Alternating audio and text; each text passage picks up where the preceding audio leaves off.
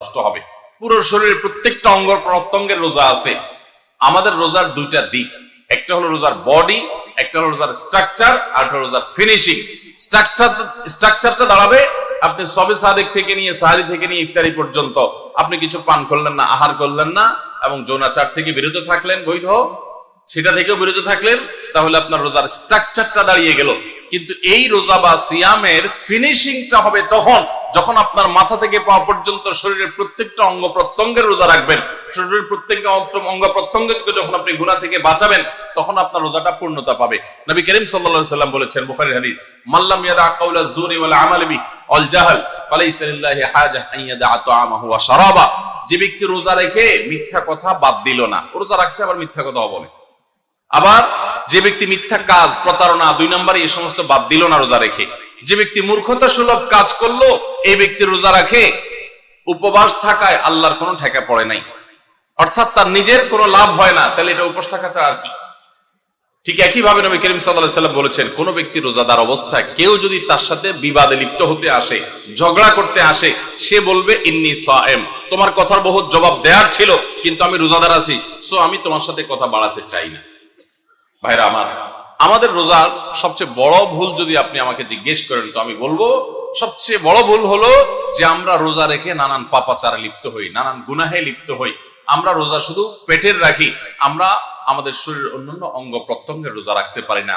রোজা মনেরও করতে হয়, মন দিয়ে কোনো খারাপ চিন্তা করব না, খারাপ জল্পনা কল্পনা করব না, অন্যায় কোনো কিছু করব না, মনের ভিতরে হিংসা রাখবো না, বিদ্বেষ রাখবো না, কারো প্রতি শত্রুতা রাখবো না, এটা মনের রোজা। আর পুরো শরীর যখন রোজা রাখবে, তখন এই ব্যক্তি হবে এমন রোজাদার যে রোজার স্ট্রাকচারও ঠিক আছে, ফিনিশিংও ঠিক আছে, পূর্ণাঙ্গ রোজা রেখে এই ব্যক্তি রাইয়ান নামক গেট দিয়ে প্রবেশের উপযোগী। এই ব্যক্তি স্বয়ং আল্লাহর কাছ থেকে কিয়ামতের ময়দানে সেই মহাপুরস্কারের উপযুক্ত। এই ব্যক্তি সিয়ামের মাধ্যমে কোরআন এবং হাদিসে যত পুরস্কারের কথা বলা আছে সবগুলোর উপযুক্ত হতে পারবে। যে ব্যক্তির রোজা তাকে শুধু পেটের চাহিদা থেকে তাকে দূরে রাখে না, বরং শরীরের সমস্ত অঙ্গ প্রত্যঙ্গ দ্বারায় সমস্ত পাপাচার থেকে বিরত থাকার সংগ্রাম করে, নিয়ত করে, চেষ্টা করে এবং সেটা বাস্তবায়ন করে। আল্লাহ আমাদের সবাইকে তৌফিক দান করুন। ভাইরা আমার, তাহলে 5 নম্বরের ভুল বললাম যে রোজা রেখে আমরা অনেকেই নানান রকমের পাপাচার লিপ্ত হই। আমরা এগুলো ছাড়বো তো ইনশাআল্লাহ। আল্লাহ সুবহানাহু ওয়া তাআলা বলেছেন, কেন রোজা ফরজ করা হয়েছে? লাআল্লাকুম তাত্তাকুন, যেন আমরা মুত্তাকি হতে পারি। মুত্তাকি হওয়া, গুনাহ ছাড়া, পাপাচার ত্যাগ করা, এটা রোজার উদ্দেশ্য। এটাই যদি না হয় তাহলে রোজার কোনো অর্থ থাকতে পারে না। 6 নম্বর, রমজান মাসে আমরা যে ভুল করি সেটা হলো অনেকে রোজা রেখে মেসওয়াক করতে চান না। রোজা রেখে মেসওয়াক করতে চান না। কোন ইমামগণ বলেছেন যে রোজা রেখে মেসওয়াক করা অনুত্তম, কিন্তু সেই মতটা সঠিক নয়। সঠিক এবং জমহুর বেশিরভাগ ইমামদের মত এবং বিশুদ্ধ মত হলো যে রমজান মাসে রোজা রেখে মেসওয়াক পারলে আরো বেশি বেশি করবেন। কারণ নবী করিম সাল্লাল্লাহু আলাইহি সাল্লাম থেকে তিরমিজি একটা হাদিস বর্ণিত হয়েছে, ইমাম তিরমিজি এটাকে হাসান সহিহ বলেছেন, হাদিসে হাসান বলেছেন। সেই হাদিসটা হলো যে নবী করিম সাল্লাল্লাহু আলাইহি সাল্লাম রোজা রেখে এত বেশি পরিমাণ মেসওয়াক করতেন, সাহাবী বলেন যে গুণে শেষ করা যাবে না।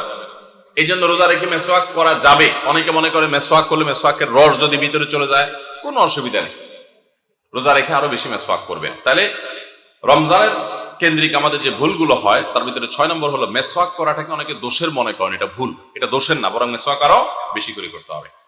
7 নম্বর হলো অনেকে রমজান মাসে সাহারির খাবার এমন ভাবে খায়, এক সময় আমরা দেখেছি ছোটবেলায় যে অনেক মুরব্বীরা আছেন রাত 12টা-11টার দিকে উঠে সাহারি খেয়ে তারপর শুয়ে পড়েন। এটা যেমন একটা ভুল ছিল, সাহারি হলো শেষের দিকে খাওয়া উত্তম, ওনারা খাইতেন আগে। অতিরিক্ত সতর্ক যেটাকে বলে। এত আগে কেন খায়? যে শেষের দিকে খেলে রোজা হয় না, না হয়, এই জন্য 12টার সময় 4-5 ঘন্টা আগে খেয়ে ধুয়ে দিলাম। এটা হলো বেশি সতর্ক হওয়া। বেশি সতর্ক বুঝেন? এক লোক দোতলা শুয়ে আছে ফ্লোরে, তো একটু পর পর মাথা উপরের দিকে উঠে ফেলতেছে। কেউ জিজ্ঞাসা করলো, কি ব্যাপার, তুমি কি এমন কেন করতেছো? ফ্লোরে শুয়ে আসো চিত হয়ে, একটু পর মাথা উঠাও কেন? তো লোকটা বললো, নিচের ফ্লোরে একজনে সুই সুতা দিয়ে কাপড় সিলাইতেছে, এইভাবে সেলাই করে টান দেন উপর দিকে। তো বলে যে সতর্ক থাকতে তো দোষ নাই, যদি ফ্লোর ভেদ করে আমার মাথা লাগে, এই জন্য মাথা উঠে ফেলতেছে। তো এটা অতিরিক্ত সতর্কতা হলো না? সতর্কতা ভালো, কিন্তু অতি সতর্কতা ভালো না। সাহারি অনেকে রাত 12টা-1টার সময় খান, এটা হলো অতিরিক্ত সতর্কতা। এত বেশি ভালো না, এত অতিরিক্ত সতর্ক হওয়া বরং নিষেধ। হাদিসে নবী সাল্লাল্লাহু আলাইহি ওয়াসাল্লাম আমাদেরকে সাহারি শেষের দিকে খেতে বলেছেন। এখন আরেকটা ভুল হলো, অনেকে সাহারি এত শেষে খান যে মুয়াজ্জিনের সাথে ওনার কম্পিটিশন হয়। মুয়াজ্জিন মাইক ধরে, মাইকের সামনে দাঁড়ায় মুয়াজ্জিন ঘড়ির দিকে তাকাইতে তাকে টিক টিক টিক টিক আগাইতেছে কাটা।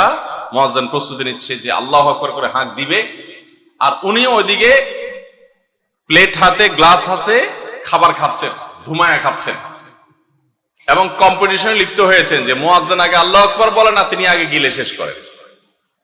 এরকম কম্পিটিশন হয় কি হয় না? বেশিরভাগ লোক, বিশেষ করে আমাদের যে কোনো কাজে আমরা একেবারে শেষ মুহূর্ত পর্যন্ত না ঠেকালে ভালো লাগে না। এই যে একদম আজান হওয়ার আগ মুহূর্ত পর্যন্ত খেতে থাকা, অনেক সময় দেখা যায় যে ভেতরে যাইতে যাচ্ছে আজান পড়তেছে, এখনো আমার গলার নিচেও নামে না, এদিকে আল্লাহু আকবার শুরু করে দিছে, আল্লাহু আকবার শুরু করতেছে, তখনও চাপাই দিছি, এবার ফালাই দিছি। দেরিতে সাহারি খাওয়া সুন্নাত, এর মানে এই না যে এত দেরি করবেন যে মুয়াজ্জিনের সাথে আপনি চোর পুলিশ খেলাবেন। এত দেরি করা এটা অবশ্যই সুন্নাহ নয়। নবী করিম সাল্লাল্লাহু আলাইহি ওয়াসাল্লাম সাহারি খেয়ে শেষ করার পর ফজরের নামাজ পড়তেন, মাঝখানে 50 আয়াত পড়ার মতো গ্যাপ থাকতো। 50 আয়াত, 50 আয়াতের গ্যাপ মানে হলো 5 থেকে 7 মিনিট এভারেজ, এরকম গ্যাপ তিনি দিতেন, তারপর তিনি নামাজ পড়তেন। তো এই জন্য ভাইরা আমার, আমরা বলতে পারি যে 7 নম্বরের ভুল হলো আমরা অনেকেই রমজান মাসে সাহারির খানা খেতে খেতে একেবারে আজান পর্যন্ত ঠেকাই দিই। এত দেরি করা আবার ঠিক না। 8 নম্বরের ভুল হলো অনেকে গোসল ফরজ হলে মনে করেন যে এই অবস্থা সাহারি খাওয়া যায় না। এটা ভুল ধারণা। আপনার রমজানে রাতের বেলা গোসল ফরজ হয়েছে, গোসল ফরজ হয়েছে, আপনি এখনো গোসল করতে পারেন না, এদিকে সাহারির খানার সময় চলে যাচ্ছে, তাহলে আপনি আগে সাহারির খানা খেয়ে নেন, সাহারি খেয়ে তাড়াতাড়ি গোসল করে তারপর ফজর নামাজ পড়তে যান, কোনো অসুবিধা নেই। এমনকি যদি আজান হয়ে যায়, আপনি গোসল এখনো করতে পারেন না, তাতেও সমস্যা নেই। আমরা অনেকে এটাকে সমস্যা মনে করি। সেই সাথে আরেকটা ভুল ধারণা হলো, অনেকে মনে করেন রমজান মাসে দিনের বেলায় স্বপ্নদোষ হলে বোধহয় রোজা ভেঙে যায়। স্বপ্নদোষ হওয়ার কারণে রোজা ভাঙে না। স্বপ্নদোষ হয়েছে, আপনি রোজা কন্টিনিউ করবেন, এই রোজা রাখতেও হবে না, কোনো অসুবিধা নেই, কারণ এটা আপনার ইচ্ছায় না। 9 নম্বর ভুল হলো, আমরা অনেকে যদি সাহারি খাইতে না পারি তাহলে আর ওই দিন রোজা রাখি না। অনেক লোক আছে বলে যে আজকে সাহারি খাইতে পারি না, এই জন্য রোজা রাখি নাই। তো সাহারি না খাইতে পারলে রোজা রাখবেন না কেন? সাহারি খাওয়াটা সুন্নত আর রোজা রাখাটা ফরজ। আপনার সুন্নত ছুটে গেছে, কোনো অসুবিধা নেই, সাহারি না খেলে রোজার কোনো অসুবিধা নাই। সাহারি খাওয়াটা উত্তম। নবী সাল্লাল্লাহু আলাইহি ওয়াসাল্লাম বলেছেন, তাসাহহারু ফাইন্না ফিস সাহুরি বারাকা, তোমরা রাতের শেষ বেলার খানাটা, সাহারির খানাটা খাবা, এটাতে বরকত আছে, কল্যাণ আছে। দুপুরের খানায় বরকতের কোনো ঘোষণা নাই, অন্য কোনো খানায় বরকতের কোনো ঘোষণা নাই, কিন্তু সাহারির খানাতে বরকতের ঘোষণা আছে। এই জন্য আমরা সাহারির খানাটা মনে না চাইলেও অল্প স্বল্প কিছু হলেও মুখে দেওয়ার চেষ্টা করব, কারণ সেখানে বরকত আছে, কল্যাণ আছে। কিন্তু কোনো কারণে সাহারি মিস হয়ে গেছে, ঘুম থেকে উঠতে পারেন নাই, আজান হয়ে গেছে, তাহলে এই অজুহাতে রমজানের ফরজ রোজা না রাখার কোনো সুযোগ নাই। কষ্ট একটু বেশি হতে পারে ওই দিন, তাতে কিছুই হবে না, আমরা একেবারে মরে যাব না। ধৈর্য ধরা শিখতে হবে। ইমানদারকে আল্লাহ তাআলা সবর করা শিখাচ্ছেন রমজানের মাধ্যমে। এই জন্য ভাইরা, কোনোদিন সাহারি মিস হইলে ওই দিন রোজা মিস করা যাবে না। 10 নম্বর যে ভুলটা আমাদের হয় সেটা হলো, সাহারিতে আমরা বেশিরভাগ মানুষ একটা সুন্নাত আমল করি না, সেটা হলো খেজুর খাওয়া। সন্ধ্যার সময় ইফতারিতে যখন আমরা সাহারি খাই তখন তো সবাই আমরা জানি, আমরা ইফতারিতে যখন খেজুর খাই তখন তো আমরা সবাই মোটামুটি জানি যেটা সুন্নত, কিন্তু সাহারিতে খেজুর খাওয়া যে সুন্নত, এটা ম্যাক্সিমাম মানুষ আমাদের দেশে এখনো জানেন না। নবী করিম সাল্লাল্লাহু আলাইহি ওয়াসাল্লাম বলেছেন, নি'মা সাহুরুল মুমিনি আত-তামার, ইমানদারের সবচাইতে উত্তম সাহারি হলো খেজুর।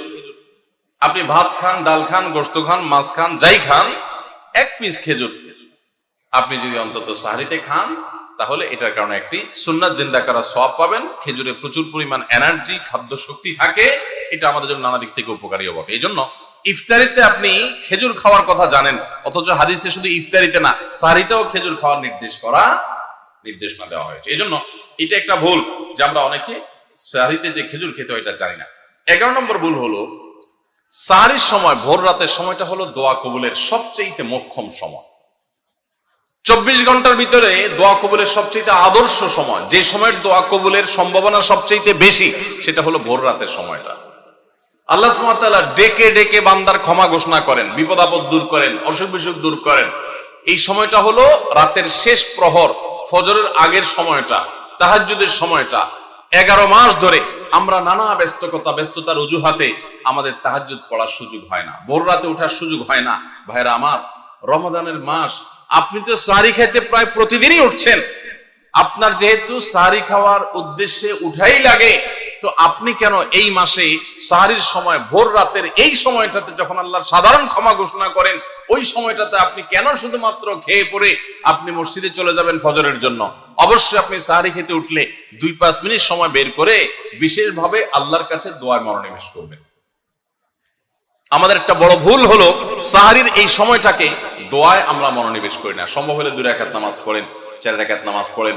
সেটা যদি না পারেন তো সাহরির খানার শেষে অথবা আগে আপনি আপনার রুমে গিয়ে লাইট বন্ধ করে নিরিবিলি জায়গায় একটু আল্লাহর কাছে হাত তুলে একটু চোখের পানি ফেলে চান, দোয়া করেন।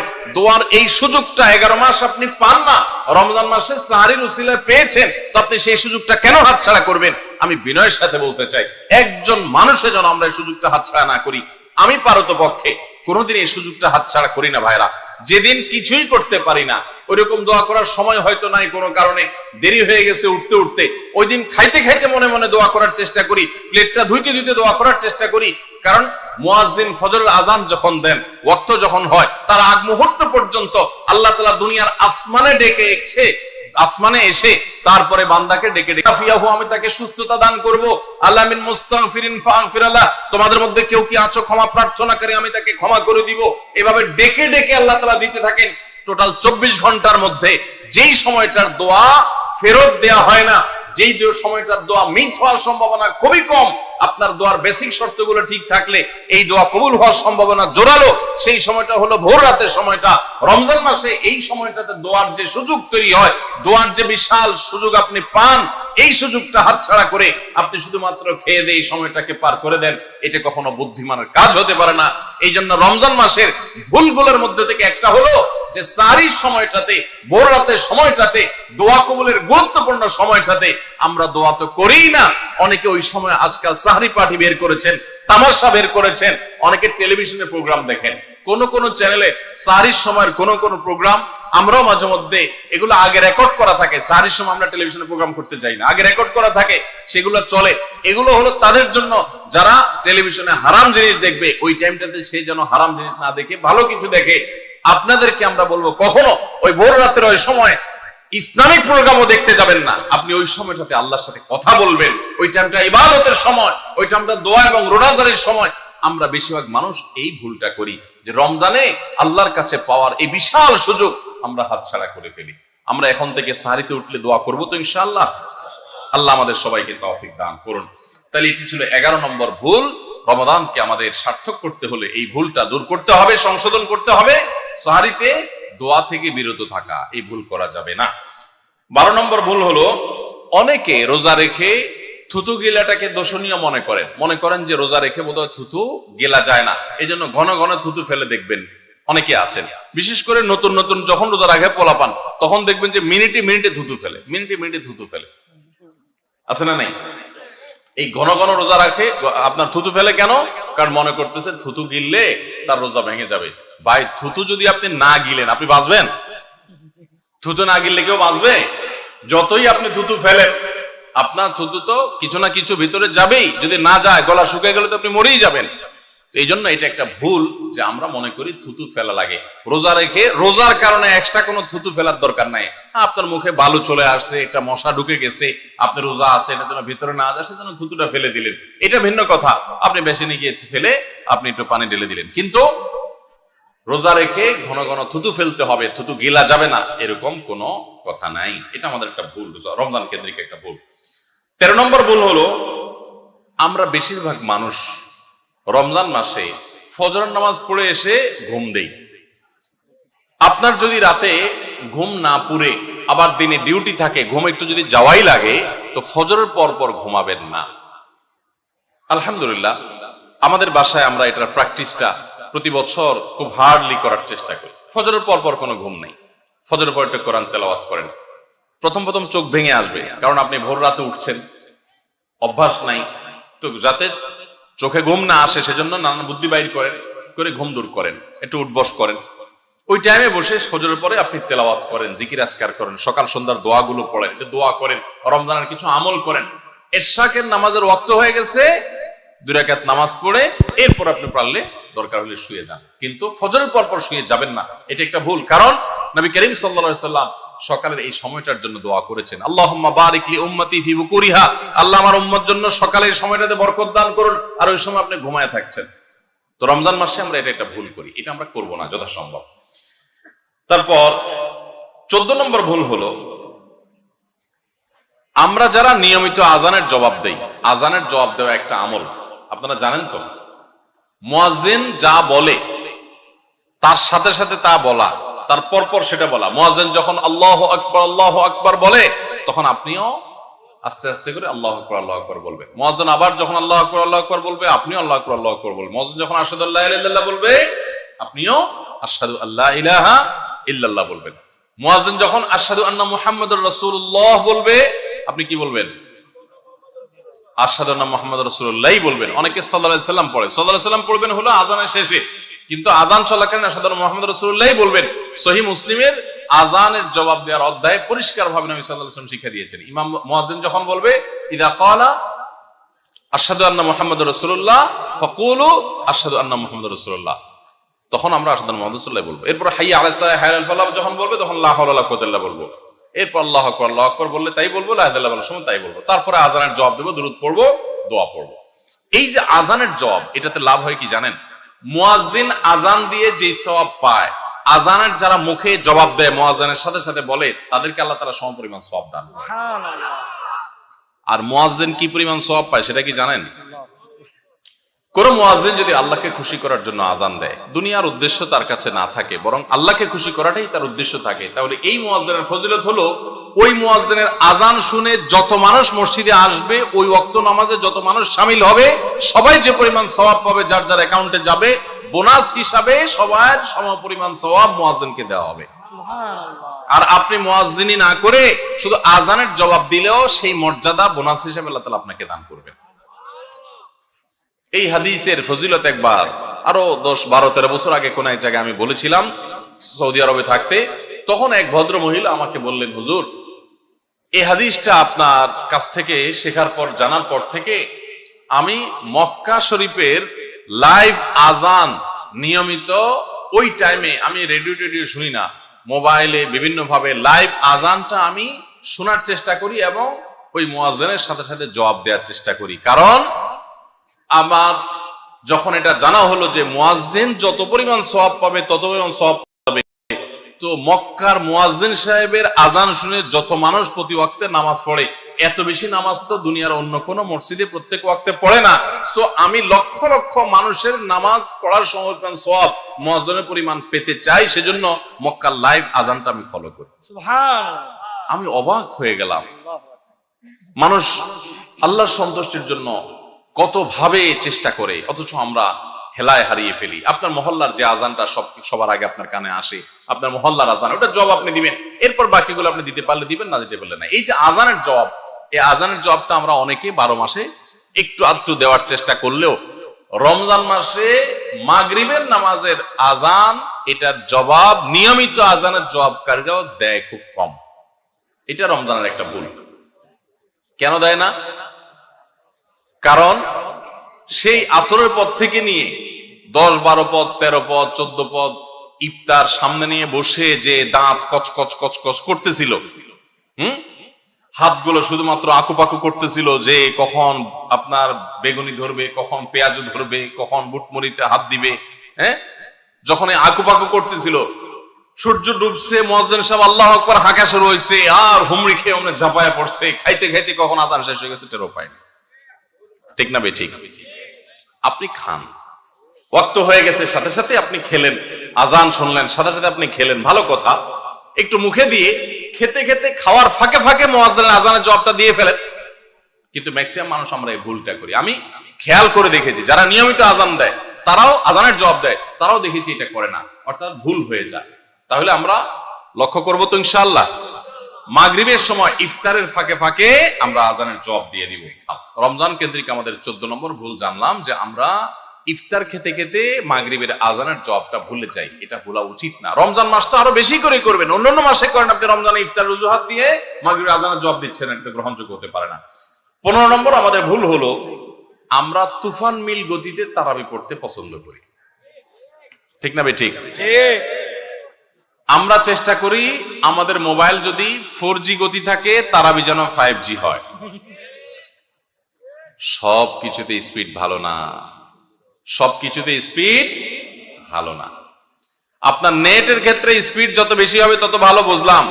তারাবির ক্ষেত্রে ওই তারাবির কোয়ালিটি বেশি হবে যেই তারাবি ধীরে সুস্থে হবে, আস্তে আস্তে হবে, শান্তভাবে হবে, বেশি সময় নিয়ে হবে। আমরা এখনো এত অজ্ঞানতার মধ্যে আছি ধর্মের ব্যাপারে যে আমাদের অনেক এলাকার মুসল্লিদেরকে আমি দেখেছি, এখনো দেখা যায় কম্পিটিশনে লিপ্ত হয়। এক এলাকার মুসল্লি অন্য এক এলাকার মুসল্লিরা দেখলে বলে, দোস্ত তোদের তারাবির কি অবস্থা? বলে যে দোস্ত ভালোই, তো নতুন হাফেজ নিয়োগ পাইছে তোদের এখানে, তারাবি কতক্ষণ লাগে? বলে দোস্ত 1 ঘন্টা 5 মিনিট। তো এবার আগের দোস্ত বলে যে বলস কি, আমার তো 55 মিনিটে শেষ। মানে খুব প্রাউড ফিল করতেছে যে আমাদের হাফেজ এত তুখোর হাফেজ যে 55 মিনিটে শেষ করে ফেলা। শুনেন, হাফেজদের একটা গোমর বলি আপনাদেরকে। গোমরটা হইল হাফেজদের জন্য তাড়াতাড়ি পড়াটা অনেক সহজ, আস্তে পড়া এটা সব হাফেজ পারে না। বুঝতে পারছেন? যারা গাড়ি চালাতে পারেন, ড্রাইভিং জানেন, তারা ভালো করে বুঝবেন। গাড়ি জোরে চালাইতে খুব বেশি যোগ্যতা লাগে না, গাড়ি আস্তে চালানোর জন্য যোগ্যতা লাগে। আমি জীবনে যখন প্রথম গাড়ির স্টিয়ারিং হুইল ধরে শেখা শুরু করি, আমাকে ট্রেনিং দিছে নেপালের একজন ভাই, আমার সহকর্মী, সৌদি আরবে ছিলেন, আলেম মানুষ, মদিনা ফারেক, শেখ রিয়াজুল হক। তো উনি আমাকে স্টিয়ারিং ধরে যখন আমি গাড়ি চালানো শুরু করছি, আপনারা যারা গাড়ি চালানো শিখাইছেন বা শিখতে দেখছেন দেখবেন, নতুন নতুন যারা ড্রাইভার হয় একদম বিসমিল্লাহ বলে শুরু করে, যখন সাধারণত রাস্তাঘাট ফাঁকা থাকলে ভোরে এরকম সময় তো চালায়, তো তখন রাস্তা ফাঁকা পায়, আপনার স্কার্টার চাপ দিলে গাড়ি ভঁ ভঁ করে দৌড়ায়, শান্তি লাগে, আরো জোরে চাপ দেয়, আরো জোরে দৌড়ায়, শান্তি লাগে। তখন দেখবেন পাশে থাকা লোক বলে আস্তে আস্তে, মানে বেশি জোরে, কারণ আপনি কন্ট্রোল করতে পারবেন না। তো আমাকে তখন আমার ওই ড্রাইভিং এর যে শিক্ষক ছিলেন সে ভাই আমাকে বললেন, যখন আমি মোটামুটি চালাতে পারি, অসুবিধা নাই, তখন উনি আমাকে বললেন আপনার জন্য এখন সবচেয়ে বড় টেস্ট হলো কত আস্তে চালাতে পারে। বিশেষ করে ম্যানুয়াল গিয়ারের গাড়ি যদি হয়, আর যদি পরীক্ষা হয় সবচেয়ে আস্তে চালানো, তো নতুন ড্রাইভার বেশিরভাগই ফেল করবে, কারণ আস্তে চালাতে গেলে একটু পরে স্টার্ট বন্ধ হয়ে যাবে, ব্যালেন্স রাখতে পারবে না। তো আমি দেখলাম ঠিক আমারও সে একই অবস্থা হচ্ছে, আস্তে তো পারি না। তো আমি বললাম যে ভাই আস্তে যে চালাইতে বলো তুমি, আস্তে তো চালাইতে পারতেছি না ভাই, জোরে তো ঠিকই পারি। তোমার বলতেছে জোরে ফেলার জন্য যোগ্যতা লাগে না, তো চাপ দিলেই তো দৌড়ায়, তুমি ব্যালেন্স ঠিক রেখা দেখি কত আস্তে চালাতে পারো। সে আমার গাড়ি থেকে নাইমা বলতেছে আমি পাশে হাঁটবো আস্তে আস্তে, আমার গতিতে তুমি গাড়ি চালাবা, দেখি পারো কিনা। আমি তো পারতেছি না। বলো যে না, তুমি এখনো পাকা হও নাই। তো হাফেজদের অবস্থা একই রকম। হাফেজদেরকে যদি বলেন যে ধীরে ধীরে পড়েন আপনারা তারাবিতে, দেখবেন অনেক হাফেজ পারবে না, অনেক হাফেজ পারবে না, অনেকে পারবে, কিন্তু গতির সাথে তা পড়া এটা খুব সোজা কাম। ভাইরা আমার, আমরা তারাবিতে গতি দিয়া যদি পড়ি, অনেক মসজিদে আছে হাফেজ সাহেবরা বেচারারা গতি তো সাধে দেয় না, মুসল্লিদের মুক্তাদিদের চাপের চোটে ওই বেচারারা দৌড়ের উপরে থাকে। হুজুর আপনারা তো দেরি হয় কেন? পাশের মসজিদে মুসল্লিরা চলে আসে আমাদের আগে, রাস্তাঘাটে দোকানে এসে তারা চা খাওয়া শুরু করে, আমরা পরে বাইরে হয়ে আমাদের বাণিজ্যতা লাগে যে তোদের হাফেজ বোধহয় ভালো হাফেজ না। বুঝতে পেরেছেন? ওই কপাল পড়ারা বুঝতেছে না যে তাড়াহুড়ো করাটা ভালো হাফেজ হওয়ার লক্ষণ না। এই জন্য ভাই, তারাবিতে অতিরিক্ত তাড়াহুড়া করা এটা হলো আমাদের বড় একটা ভুল। ঢাকার ধানমন্ডি তাকওয়া মসজিদে আমাদের মুফতি সাইফুল ইসলাম ভাই আজকের অতিথি, ওনার মসজিদে আমি একবার তারাবি পড়েছি। সুবহানাল্লাহ, এত ধীরস্থিরতার তারাবি আমি জীবনে কোথাও দেখিনি। এত ধীরস্থিরতার তারাবি কিয়ামুল লাইল শেষ দশকে যে করে, এত লম্বা সময় নিয়ে এত আস্তে আস্তে পড়েন। আলহামদুলিল্লাহ, মসজিদ ভর্তি মুসল্লি থাকে, পুরো ঢাকা থেকে মানুষ যায়। এরকম মসজিদ বাংলাদেশে আরো আছে, হাতে গোনা খুব কম। আমি অবশ্য তারাবিটা আমার বাসার নিচে আমার ছেলের ইমামতিতে সাধারণত পড়ি। তো যাই হোক, মসজিদে তারাবি এত ধীরস্থিরতার সাথে আমি ওখানে সবচেয়ে বেশি দেখেছি, আরো অন্যান্য জায়গায় থাকতে পারে। এই জন্য ভাইরা আমার, রমজানের ভুলগুলোর একটা হলো যে তারাবিতে তাড়াহুড়ো করি আমরা। তাড়াহুড়ো করবেন না। আপনার হাফেজ সাহেবকে যদি আপনি খুব গতিতে পড়তে বলেন, এক পারা যদি প্রথম কয়েকদিন তো 1.5 পারা পড়ে, এরপরে 1 পারা করে পড়ে শেষ পর্যন্ত। 1 পারা পড়তে এশার নামাজ সহজ যদি তার তাড়াহুড়া করে পড়তে যদি 1 ঘন্টার সময় লাগে, তো ধীরে স্থিরতার সাথে পড়লে 1 ঘন্টা, বড় জোর 10 মিনিট সময় লাগবে। 5 থেকে 10 মিনিটের পার্থক্য, এর বেশি না। 5-10 মিনিটের জন্য আপনার পুরো 1 ঘন্টা তারাবিটা আপনি বরবাদ হয়ে যেতে পারে। যদি অতিরিক্ত তাড়াহুড়া হয়, অস্পষ্ট থাকে, তাহলে তারাবি পড়ার কোনো মানেই থাকতে পারে না।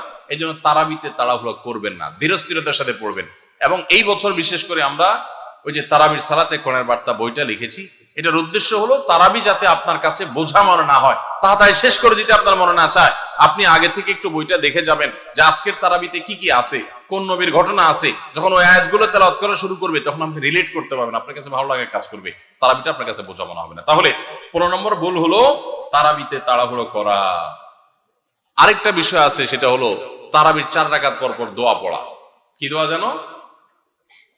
আমি 2-3 শব্দ পারি, সুবহানাজিল মুলকি ওয়াল মালাকুতি, এতটুকু পারি। এরপরে কি আপনারা জানেন ভালো, যেহেতু কোরআন হাদিসে কোথাও পাই নাই, এই জন্য আমি তো জানি না, শুধু পাবলিকের মুখে শুনছি ছোটবেলা থেকে, কিন্তু বই পুস্তকে কোথাও পাইনি কোরআন হাদিসে। তো এই জন্য তারাবির 4 রাকাতের পর পর এরকম দোয়ার কোনো কথা কোরআন বা হাদিসে নাই। 4 রাকাত পর পর সময় দেওয়া হয় কেন জানেন? এটা রেস্টের টাইম, যে 4 রাকাত পড়ছেন একটু রেস্ট করেন। আপনি তখন শুরু করছেন সুবহানাল মুলক ওয়াল মালাকুতে, আরো রেস্ট আপনার নষ্ট হলো, তো এই জন্য তো আপনাকে সময় দেওয়া হয়নি।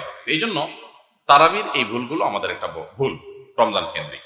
16 নম্বর ভুল হলো মোবাইল, টেলিভিশন এবং এই জাতীয় ডিভাইস গুলোতে আমরা অনেকে গেমস ইত্যাদি খেলে সময় নষ্ট করি। কারণ দুপুরে খাবারের সময় কাজ নাই, অবসর থাকি, তো দেখা যায় মোবাইলে নষ্ট করে সময়। মহিলারা সময় রিমোট নিয়ে বসে টেলিভিশনের সামনে সময় নষ্ট করেন, অনেক সময় গেমস খেলে সময় নষ্ট করেন, অনেকে ঘুমায় থাকেন অতিরিক্ত। প্রবাস জীবনে অনেকে আছে ঘন্টায় ঘন্টা এভাবে সময় নষ্ট করেন, কারণ দুপুরে খাবার নাই, সকালের খাবার নাই, সময়গুলো কাজে লাগানোর সুযোগ পান না। তো এটা বড় ভুল। আপনার রমজানের এই সময়গুলো অনেক দামি, এই সময়গুলো এভাবে নষ্ট করাটা আপনার রমজানকে নষ্ট করার শামিল। এটা হলো 16 নম্বর ভুল। 17 নম্বর ভুল হলো ইফতারের সময় দোয়া করতে হয়, এটা আমরা জানি সবাই। ইফতার খেতে দোয়া আছে সেটাও জানি, বিসমিল্লাহ বলে ইফতার খেলাম, ইফতার খাওয়ার পর দোয়া পড়বো আমরা, জাহাবাজ জামা ওয়াবতাল্লাতুল উরুক ওয়া সাবাতাল আজরু ইনশাআল্লাহ, অথবা আল্লাহুম্মা লাকা সুমতু আলা রিজকিকা আফতারতু। আমরা দোয়া এটা জানি সবাই। কিন্তু কেউ যদি আপনাকে ইফতারের দাওয়াত দেয়, ইফতার করায়, তখন তার জন্য একটা দোয়া আছে, ওইটা আমরা ম্যাক্সিমাম মানুষ জানি না। বলবো সেটা, সেই দোয়াটা হলো নবী করিম সাল্লাল্লাহু আলাইহি সাল্লাম তাকে কেউ ইফতার করালে তিনি তার জন্য দোয়া করতেন, আকালা তুআমাকুমুল আবরার ওয়াসাল্লাত আলাইকুমুল মালাইকা ওয়া আফতার ইনদাকুমুস সাইমুন। তোমাদের খাবার যেন নেককাররা খায়, হ্যাঁ, এবং তোমাদের উপর ফেরেশতারা যেন তোমাদের জন্য দোয়া করে, আর তোমাদের খাবার যেন রোজাদাররা খায়, ইফতার করে। কেউ ইফতার করে তার জন্য এই দোয়া করা সুন্নাত, এটা আমরা অনেকে জানি না। তো এই দোয়া না করা, এটা আমার মনে হয় আমাদের সমাজের ম্যাক্সিমাম মানুষের মধ্যে আছে, যে আমরা দোয়া করি না, ইফতার কেউ খাওয়াইলে খেয়ে চলে আসি, বড় জোর অন্য দোয়া পড়ে, কিন্তু এই দোয়া পড়া সুন্নাত, এটা আমরা জানি না। তাহলে এটা একটা ভুল আমাদের রমজান কেন্দ্রিক। 18 নম্বর ভুল হলো ইতিকাফ না করা এবং পরিবারকে শেষ 10 দিনে ঘুম থেকে জাগিয়ে না তোলা। রমজানের শেষ 10 দিন ইতিকাফ করা হলো রমজানের সবচাইতে তৃপ্তিদায়ক ইবাদত। যেই ইবাদতের তৃপ্তি আপনি নগদে পাবেন, সেটা হলো রমজানের শেষ দশকের ইতিকাফ। দুঃখজনক বিষয় হলো ম্যাক্সিমাম মানুষ আমাদের দেশে মসজিদগুলোতে দেখা যায় ইতিকাফের লোক পাওয়া যায় না, টাকা দিয়ে লোক ভাড়া করে ইতিকাফে রাখা লাগে, একটা দুঃখজনক ব্যাপার। তো রমজানের একটা গুরুত্বপূর্ণ আমল হলো এই ইতিকাফ, এটা আমরা করি না, চেষ্টা করবো তো ইনশাআল্লাহ।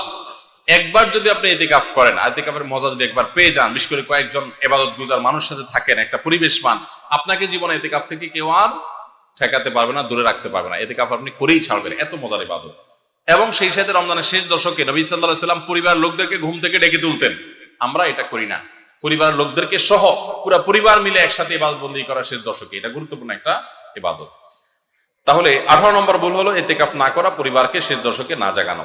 19 নম্বর ভুল হলো শেষ 10 দিন আসলে আমরা কেনাকাটা, শপিং, যারা শহরে আছে তারা গ্রামের বাড়িতে যায় ঈদ করা, এগুলোর পেছনে আমরা ব্যস্ত হয়ে যাই। শেষ 10 দিন হলো ইবাদতের সবচেয়ে গুরুত্বপূর্ণ সময়, রমজানের আসল টাইম হলো শেষ 10 দিন, সবে কদর ওর মধ্যেই আছে, অথচ আমরা সেই সময়টাতে সবচেয়ে বেশি অবহেলা কাটাই, এটা রমজানের একটা বড় ভুল। আর 20 নম্বর এবং সর্বশেষ যেটা বলতে চাই সেটা হলো যে অনেকে আমরা ফিতরাটা সময় মতো দেই না। ফিতরাটা হলো চাঁদ উঠছে তখন থেকে নিয়ে ঈদ উল ফিতরের নামাজের আগ পর্যন্ত এই সময়ের মধ্যে দিয়ে দিবেন। এত অল্প সময়ের মধ্যে রাতের মধ্যে গরিব যদি খুঁজে না পান তাহলে একদিন দুই দিন আগে থেকেও দিতে পারবেন, কিন্তু কোন অবস্থাতে ঈদের নামাজের পরে ফিতরা দিলে সেটা ফিতরা আদায় হবে না। তাহলে 20টা ভুল যদি আমরা সংশোধন করতে পারি, এগুলোর প্রতি আমরা খেয়াল রাখতে পারি, তাহলে আশা করা যায় আমাদের রমজানটা বড় সুন্দর হবে, অর্থবহ হবে। এই রমজানটা আমাদেরকে তাকওয়া অর্জন করাবে এবং সফল এবং সার্থক রমজান আমরা কাটাতে পারবো। চেষ্টা করবো তো ইনশাআল্লাহ। আমি এক নজরে আবারও বলে দিচ্ছি, 1 নম্বরের ভুল হলো রমজানের চাঁদ না দেখা। শাবানের 29 তারিখে রমজানের চাঁদ তালাশ না করা পশ্চিম আকাশে, এটা আমাদের একটা ভুল। 2 নম্বর হলো আমাদের রমজানের প্রস্তুতির অংশ হিসেবে শুধু খাবার টাবার কিনে ভরায় ফেলা, ইবাদতের রুটিন নাই, খাবার নিয়ন্ত্রণ করার ব্যবস্থা নেই, বরং অতিরিক্ত খাবারের ব্যবস্থা করা, এটা আমাদের একটা ভুল। 3 নম্বর হলো আমাদের ছোট ছেলে মেয়েরা যদি রোজা রাখতে চায় তাদেরকে রাখতে না দেওয়া, মায়া করে তাদেরকে রোজা থেকে বিরত রাখা, এটা আমাদের একটা ভুল। 4 নম্বর হলো মুখে নাওয়াইতা নাসুমা গাদান এই জাতীয় দোয়া করাটাকে জরুরি মনে করা, এটা একটা ভুল। 5 নম্বরের আমাদের ভুল হলো রমজানের যে আমাদের অনেকে পেটের রোজা রাখি, চোখে মুখে কানে অন্যান্য অঙ্গ প্রত্যঙ্গ দিয়ে নানা গুনাহ করি ফেসবুকে ইত্যাদিতে, এর মাধ্যমে আমাদের রোজা অর্থবহ হয় না, এটা আরেকটা ভুল। 6 নম্বর হলো আমরা অনেকে মেসওয়াক করাটাকে দোষণীয় মনে করি, অথচ রোজা রেখে মেসওয়াক করা যায়। 7 নম্বরে ভুল হলো আমরা অনেকে সারি খেতে খেতে একেবারে আজান পর্যন্ত ঠেকাই দেই, অথচ এটা ভুল। আজান পর্যন্ত ঠেকাইতে হয় না, একটু আগে শেষ করতে হয়, এবং আজান দিচ্ছে তখন আপনি খাবেন, এটা তো রোজাই হবে না আপনার যদি ওয়াক্ত হয়ে যায়। আর 8 নম্বরে ভুল হলো আমরা অনেকে গোসল ফরজ হলে মনে করি সাহারি খাওয়া যায় না, অথচ গোসল ফরজ অবস্থায় সাহারি খাওয়া যায়। আর 9 নম্বরে ভুল হলো আমরা অনেকে সাহারি খেতে না পারলে ওই দিন রোজা রাখি না, অথচ সাহারি না খেতে পারলেও রোজা রাখা যায়। 10 নম্বরে ভুল হলো সাহারিতে খেজুর খাওয়া, এটা আমরা অনেকে জানি না যে খেজুর খাওয়া সুন্নাত, খাই না খেজুর আমরা, এটা একটা ভুল। 11 নম্বর ভুল হলো সাহারির সময় দোয়া কবুল হয় ভোর রাতে, এটা আমরা বেশিরভাগ মানুষ মিস করে ফেলি। 12 নম্বর ভুল হলো আমরা অনেকে মনে করি মুখের থুতু এটা গিলা যায় না রোজা অবস্থায়, জন্য ঘন ঘন থুতু ফেলি, এটা আরেকটা ভুল। 13 নম্বর ভুল হলো যে আমরা অনেকে ফজর নামাজের পরপরই রমজান মাসে শুয়ে পড়ি, একটু কমপক্ষে এশাক পর্যন্ত জেগে ইবাদতবন্দি করে তারপর ঘুমানো উচিত। আর 14 নম্বরে ভুল হলো মাগরিবের সময় ইফতারের সময় যখন মুয়াজ্জিন আজান দেয়, অন্যান্য দিন আজানের জবাব দিল, রমজানে মাগরিবের সময় আমরা অনেকে আজানের জবাব মিস করে ফেলি, এটা একটা ভুল। ইফতারের ফাঁকে ফাঁকে আজানের জবাব দেওয়া উচিত। আর 15 নম্বর ভুল হলো তারাবিতে আমরা অনেকে তাড়াহুড়ো করা পছন্দ করি, অথচ এটা তারাবির মানকে নষ্ট করে দেয়। 16 নম্বর ভুল হলো মোবাইলে টেলিভিশনে বিভিন্ন প্রোগ্রামে গেমস ইত্যাদিতে আমরা রোজা থেকে যেহেতু খাবার দাবার নাই সকালে দুপুরে এই টাইমটাতে আমরা সময় নষ্ট করি, এটা আরেকটা ভুল। আর 17 নম্বর হলো যে ব্যক্তি ইফতার করায় তার জন্য একটা দোয়া পড়তে হয়, আকালা তাআমুকুল আবরার ওয়াসাল্লাত আলাইকুল মালাইকা ওয়াফতার ইনদাকুমুস সাইমুন, আমরা অনেকে কেউ ইফতার করে তাকে দোয়া করাইতে যাই না, এটা আরেকটা ভুল। আর 18 নম্বর হলো রমজানের শেষ 10 দিনে নবী সাল্লাল্লাহু আলাইহি ওয়াসাল্লাম জীবনে কখনো ইতিকাফ ছাড়েন নাই, যত বছর তিনি বেঁচে ছিলেন প্রত্যেক বছর রমজানের শেষ 10 দিন তিনি মসজিদে ইতিকাফ করতেন। আমরা যে আমল নবী সাল্লাল্লাহু আলাইহি ওয়াসাল্লাম জীবনে 1 বছরও ছাড়েন নাই, সে আমল বেশিরভাগ মানুষ জীবনে 1 বছরও করি নাই। রমজানের আসল মজাই হলো ইতিকাফ, এটা আমরা বেশিরভাগ করি না, এটা একটা ভুল। এবং পরিবারের লোকদেরকে শেষ 10 দিন জাগায় তোলা ইবাদত বন্দেগীর জন্য, সেটা আমরা করি না। 19 নম্বর ভুল হলো শেষ 10 দিন হলো ইবাদতের 10 দিন, নবী সাল্লাল্লাহু আলাইহি ওয়াসাল্লাম ইয়াজতাহিদু ফিহি মা লা ইয়াজতাহিদু ফি গায়রি, এই 10 দিন ইবাদতের জন্য যত চেষ্টা করতেন এত চেষ্টা কখনো করতেন না। আর এই 10 দিন আমরা বেশিরভাগ মানুষ কেনাকাটা শপিং ইত্যাদিতে ঘোরাফেরাতে নষ্ট করি, এটা সবচেয়ে বড় ভুলগুলোর একটা। আর 20 নম্বর হলো ফিতরা আমরা সময় মতো আদায় করি না, অনেকে ঈদের নামাজের পরে ফিতরা দেন, সেটা ফিতরা আদায় হবে না, সাধারণ দান হয়ে যাবে, এটা হলো 20 নম্বর এবং সর্বশেষ ভুল। আল্লাহ সুবহানাহু ওয়া তাআলা সমস্ত ভুল বিচ্যুতি ত্রুটি এই সবগুলা থেকে বেঁচে থেকে একটা অর্থবহ সার্থক রমাদান কাটাবার তৌফিক আমাদেরকে দান করুন। সারি খেতে খেতে ফজরের আজান দিয়ে দিলে করণীয় কি? সারি খেতে খেতে যদি ফজরের আজান দিয়ে দেয় এবং ওয়াক্ত হয়ে গেছে, ওয়াক্ত মতোই আজান দেওয়া হয়েছে, আজান দেওয়া হয়েছে তার মানে ওয়াক্ত হয়ে গেছে, তখন আপনি খাচ্ছেন, তাহলে সেই রোজা আপনাকে আবার রাখতে হবে, এই রোজা হয় নাই। কারণ সারি খেতে হবে ফজরের ওয়াক্ত হওয়ার আগে আগে, ফজরের ওয়াক্ত শুরু হয়ে গেছে তখনও আপনি খাওয়াতেই আছেন এবং গিলেছেন, তাহলে আপনার রোজা হবে না। যদি এমন হয় যে ওয়াক্ত হচ্ছে তার আগ মুহূর্তে খেয়েছেন, এখন মুখে খাবার আছে খান নাই, নিয়েছেন খাওয়ার জন্য, বাকি ওয়াক্ত হয়েছে বা আজান হয়েছে দেখে আপনি ফেলে দিয়েছেন, তাহলে রোজা হতে পারে। এখন দেখবেন যে ওয়াক্ত হওয়ার পরে কিছু খাইছেন কিনা, অল্প যদি খেয়ে থাকেন ওয়াক্ত হওয়ার পর, ধরুন আপনার 5:20 আজান হলো বা ওয়াক্ত হলো ফজরের, আপনি ঠিক 5:20 সময় অল্প একটু খেয়েছেন, এক ঢোক পানি খেয়েছেন, বাস এই রোজাটা আপনার আবার রেখে দিতে হবে, কাজা করতে হবে। রমজানে হারিয়ে যাওয়া এমন কিছু আমলের কথা বলুন যা অধিক ফজিলতপূর্ণ আমল, কিন্তু তা অনেকেই জানে না বা আমল করে না। 4টি আমলের কথা বলতে পারি। 4টি আমল আমরা অনেকেই গুরুত্ব দেই না, অথচ সে আমলগুলো আমাদের পুরো রমাদানকে সম্পূর্ণ সার্থক করে দিতে পারে, অর্থবহ করে দিতে পারে, রমজান সাকসেস করে দিতে পারে। সে 4টার ভিতরে প্রথম এবং 1 নম্বর যেটা বলতে চাই তা হলো রমজান মাসে রোজা রেখে এবং রাতের বেলা পুরো রমজান জুড়ে সকল প্রকার পাপাচার, কাউকে কষ্ট দেওয়া, গালি দেওয়া, হক নষ্ট করা, সব ধরনের গুনাহ থেকে, গীবত, শিকায়াত করা, চোখের গুনাহ, সোশ্যাল মিডিয়া ইত্যাদি সবগুলো থেকে বেঁচে থাকবেন। প্ল্যান করে যে কোনো মূল্যে, প্রয়োজনে আমি আইডি ডিঅ্যাক্টিভ করে ফেলবো, অ্যাপ ডিলিট করে ফেলবো, তারপর সব ধরনের গুনাহ থেকে বেঁচে থাকবেন। এটা হলো রমজান সার্থক করার সবচেয়ে গুরুত্বপূর্ণ কাজ। 1। 2 নম্বর হলো রমজানে আমরা অনেকে কোরআন পড়ি কিন্তু কোরআন শোনাশুনি করি না। হাফেজরা করে অবশ্য। নবী করিম সাল্লাল্লাহু আলাইহি ওয়াসাল্লাম রমজানে শোনাশুনি করতেন। এটা একটা হারিয়ে যাওয়া সুন্নাহ বলতে পারি। জিবরিলকে তিনি শোনাতেন, আবার জিবরিলের কাছ থেকে তিনি শুনতেন। এই জন্য আপনি কোরআন পড়বেন, আপনার স্ত্রী শুনবে, আবার স্ত্রী পড়বে, আপনি শুনবেন। স্ত্রী বলে কোনো কথা নয়, এরকম একে অন্যের সাথে কোরআন শোনাশুনি করবেন। এটা একটা হারিয়ে যাওয়া আমল। 3 নম্বর হলো রমজানের শেষ 10 দিন ইতিকাফ করবেন। রমজানের শেষ 10 দিনের ইতিকাফ এমন একটা আমল, রমজানের রোজা ফরজ হওয়ার পর থেকে নিয়ে মৃত্যু পর্যন্ত নবী সাল্লাল্লাহু আলাইহি ওয়াসাল্লাম জীবনে কখনো ইতিকাফ ছাড়েন নাই। আমরা ম্যাক্সিমাম মানুষ জীবনে কখনো করি নাই। ইতিকাফ করা হলো আল্লাহর ঘরে এসে ঘাটতি বোসকানেই পড়ে যাও যে আল্লাহ ক্ষমা করা ছাড়া যাব না। ইতিকাফ করা যদি মসজিদে ঘুমায়ও থাকে, ইতিকাফ করাটাই যেহেতু একটা স্বতন্ত্র ইবাদত, সো তার ইতিকাফ করার মাধ্যমে লাইলাতুল কদর তিনি অটোমেটিক পাবেন ইনশাআল্লাহ। এই জন্য ইতিকাফের আমলটা আমাদের রমাদানকে সার্থক করে দিতে পারে, অথচ এটা হারিয়ে যাচ্ছে। আর 4 নম্বর এবং সর্বশেষ হলো রমজানের শেষ দশক হলো ইবাদতের দশক, আমলের দশক। আমরা প্রথম 2 দশকে যা পারি না পারি, শেষ দশক বেশি আমল করার চেষ্টা করব। অনেকে আমরা শহর থেকে গ্রামে যাওয়ার জন্য পরিকল্পনা করতে করতে 4-5 দিন চলে যায়। অনেকে কেনাকাটার জন্য 4-5 দিন ব্যয় করে ফেলি। ঈদের প্রস্তুতির জন্য আমাদের শেষের দিনগুলো নষ্ট হয়ে যায়। এগুলো না করে আল্লাহর ওয়াস্তে শেষ দশককে ইবাদতের জন্য রিজার্ভ করে ফেলি, গোটা ফ্যামিলি সহ ইবাদত বন্দেগী করি, রমজানটাকে আমরা উপভোগ করতে পারবো ইনশাআল্লাহ। এটা আমাদের জন্য তৃপ্তির রমাদান হবে। আল্লাহ আমাদেরকে তৌফিক দান করুন। তাহলে 4টি আমলের কথা বলেছি, সকল প্রকার গুনাহ থেকে বেঁচে থাকা, কোরআন শোনাশুনি করা, ইতিকাফ করা এবং রমজানের শেষ দশক বিশেষভাবে ইবাদতের পরে যত্নশীল হওয়া, শেষ দশকে সকল ব্যস্ততা কমায় দেওয়া। এই 4টি জিনিস আমাদের রমাদানকে সার্থক করতে পারে ইনশাআল্লাহ। কাদের জন্য রোজা রাখায় ছাড় দেওয়া হয়েছে? কাদেরকে রোজা রাখার ব্যাপারে ছাড় দেওয়া হয়েছে? নাম্বার 1, অসুস্থ ব্যক্তি। এত অসুস্থতা যে অসুস্থ অবস্থা রোজা রাখতে পারে না, তাহলে তিনি পরবর্তীতে রোজা রাখলেও হবে। আল্লাহ বলেছেন ফাইদাতুম মিন আইয়ামিন উখরা, অন্য সময় রোজা রাখবে সে। আর যদি একেবারে অক্ষম হয় তাহলে সে ফিদিয়া দিয়ে দিবে, রোজার প্রত্যেকটা রোজার বিনিময়ে একটা করে ফিতরা হিসাব করে দিয়ে দিবে। আর যদি সুস্থ থাকে তাহলে সেক্ষেত্রে সফরে থাকলে তার জন্য রোজার ছাড় আছে। আল্লাহ বলেছেন ফামান কানা মিনকুম মারিদান আও আলা সাফারিন, যদি সফরে থাকে ওই অবস্থা তার কয়টা রোজা যদি বাদ যায় সফরে থাকার কারণে, ওইগুলো পরে রাখলেও হবে। তাহলে সফর অবস্থা রোজার ছাড় আছে। অসুস্থ অবস্থা রোজার ছাড়া, যদি অসুস্থতা সেই লেভেলের হয়, সামান্য একটু সর্দি কাশি হয়েছে আর ওই অজুহাতে রোজা রাখবে না, সেই সুযোগ কিন্তু নাই। তাহলে এই 2 অবস্থা রোজা না রাখার সুযোগ আছে। আর মেয়েরা তো মাসিক অবস্থা রোজা রাখবেই না, নিষেধ তখন। শবে কদরের নামাজের নিয়ম, নিয়ত ও কোন সূরা দিয়ে পড়তে হয় একটু জানাবেন। শবে কদরের নামাজের আলাদা কোনো নিয়ম নেই যে 2 রাকাত করে অমুক সূরা এতবার পড়তে হবে অমুক রাকাতে, এরকম কোনো কথা নেই। লাইলাতুল কদর বা শবে কদর হিসেবে রমজানের শেষ দশকে সবগুলো রাতে না পারলে বিজোড় রাতগুলোতে 21, 23, 25, 27, 29 এই রাতগুলোতে বিশেষভাবে ইবাদত বন্দেগী বেশি বেশি করবেন। 2 রাকাত করে যত পারেন নামাজ পড়বেন, আস্তে আস্তে পড়বেন, ধীরে ধীরে পড়বেন, লম্বা লম্বা কেরাত, সিজদা খুব ভালোভাবে করার চেষ্টা করবেন। যে কোনো সূরা দিয়ে পড়তে পারেন।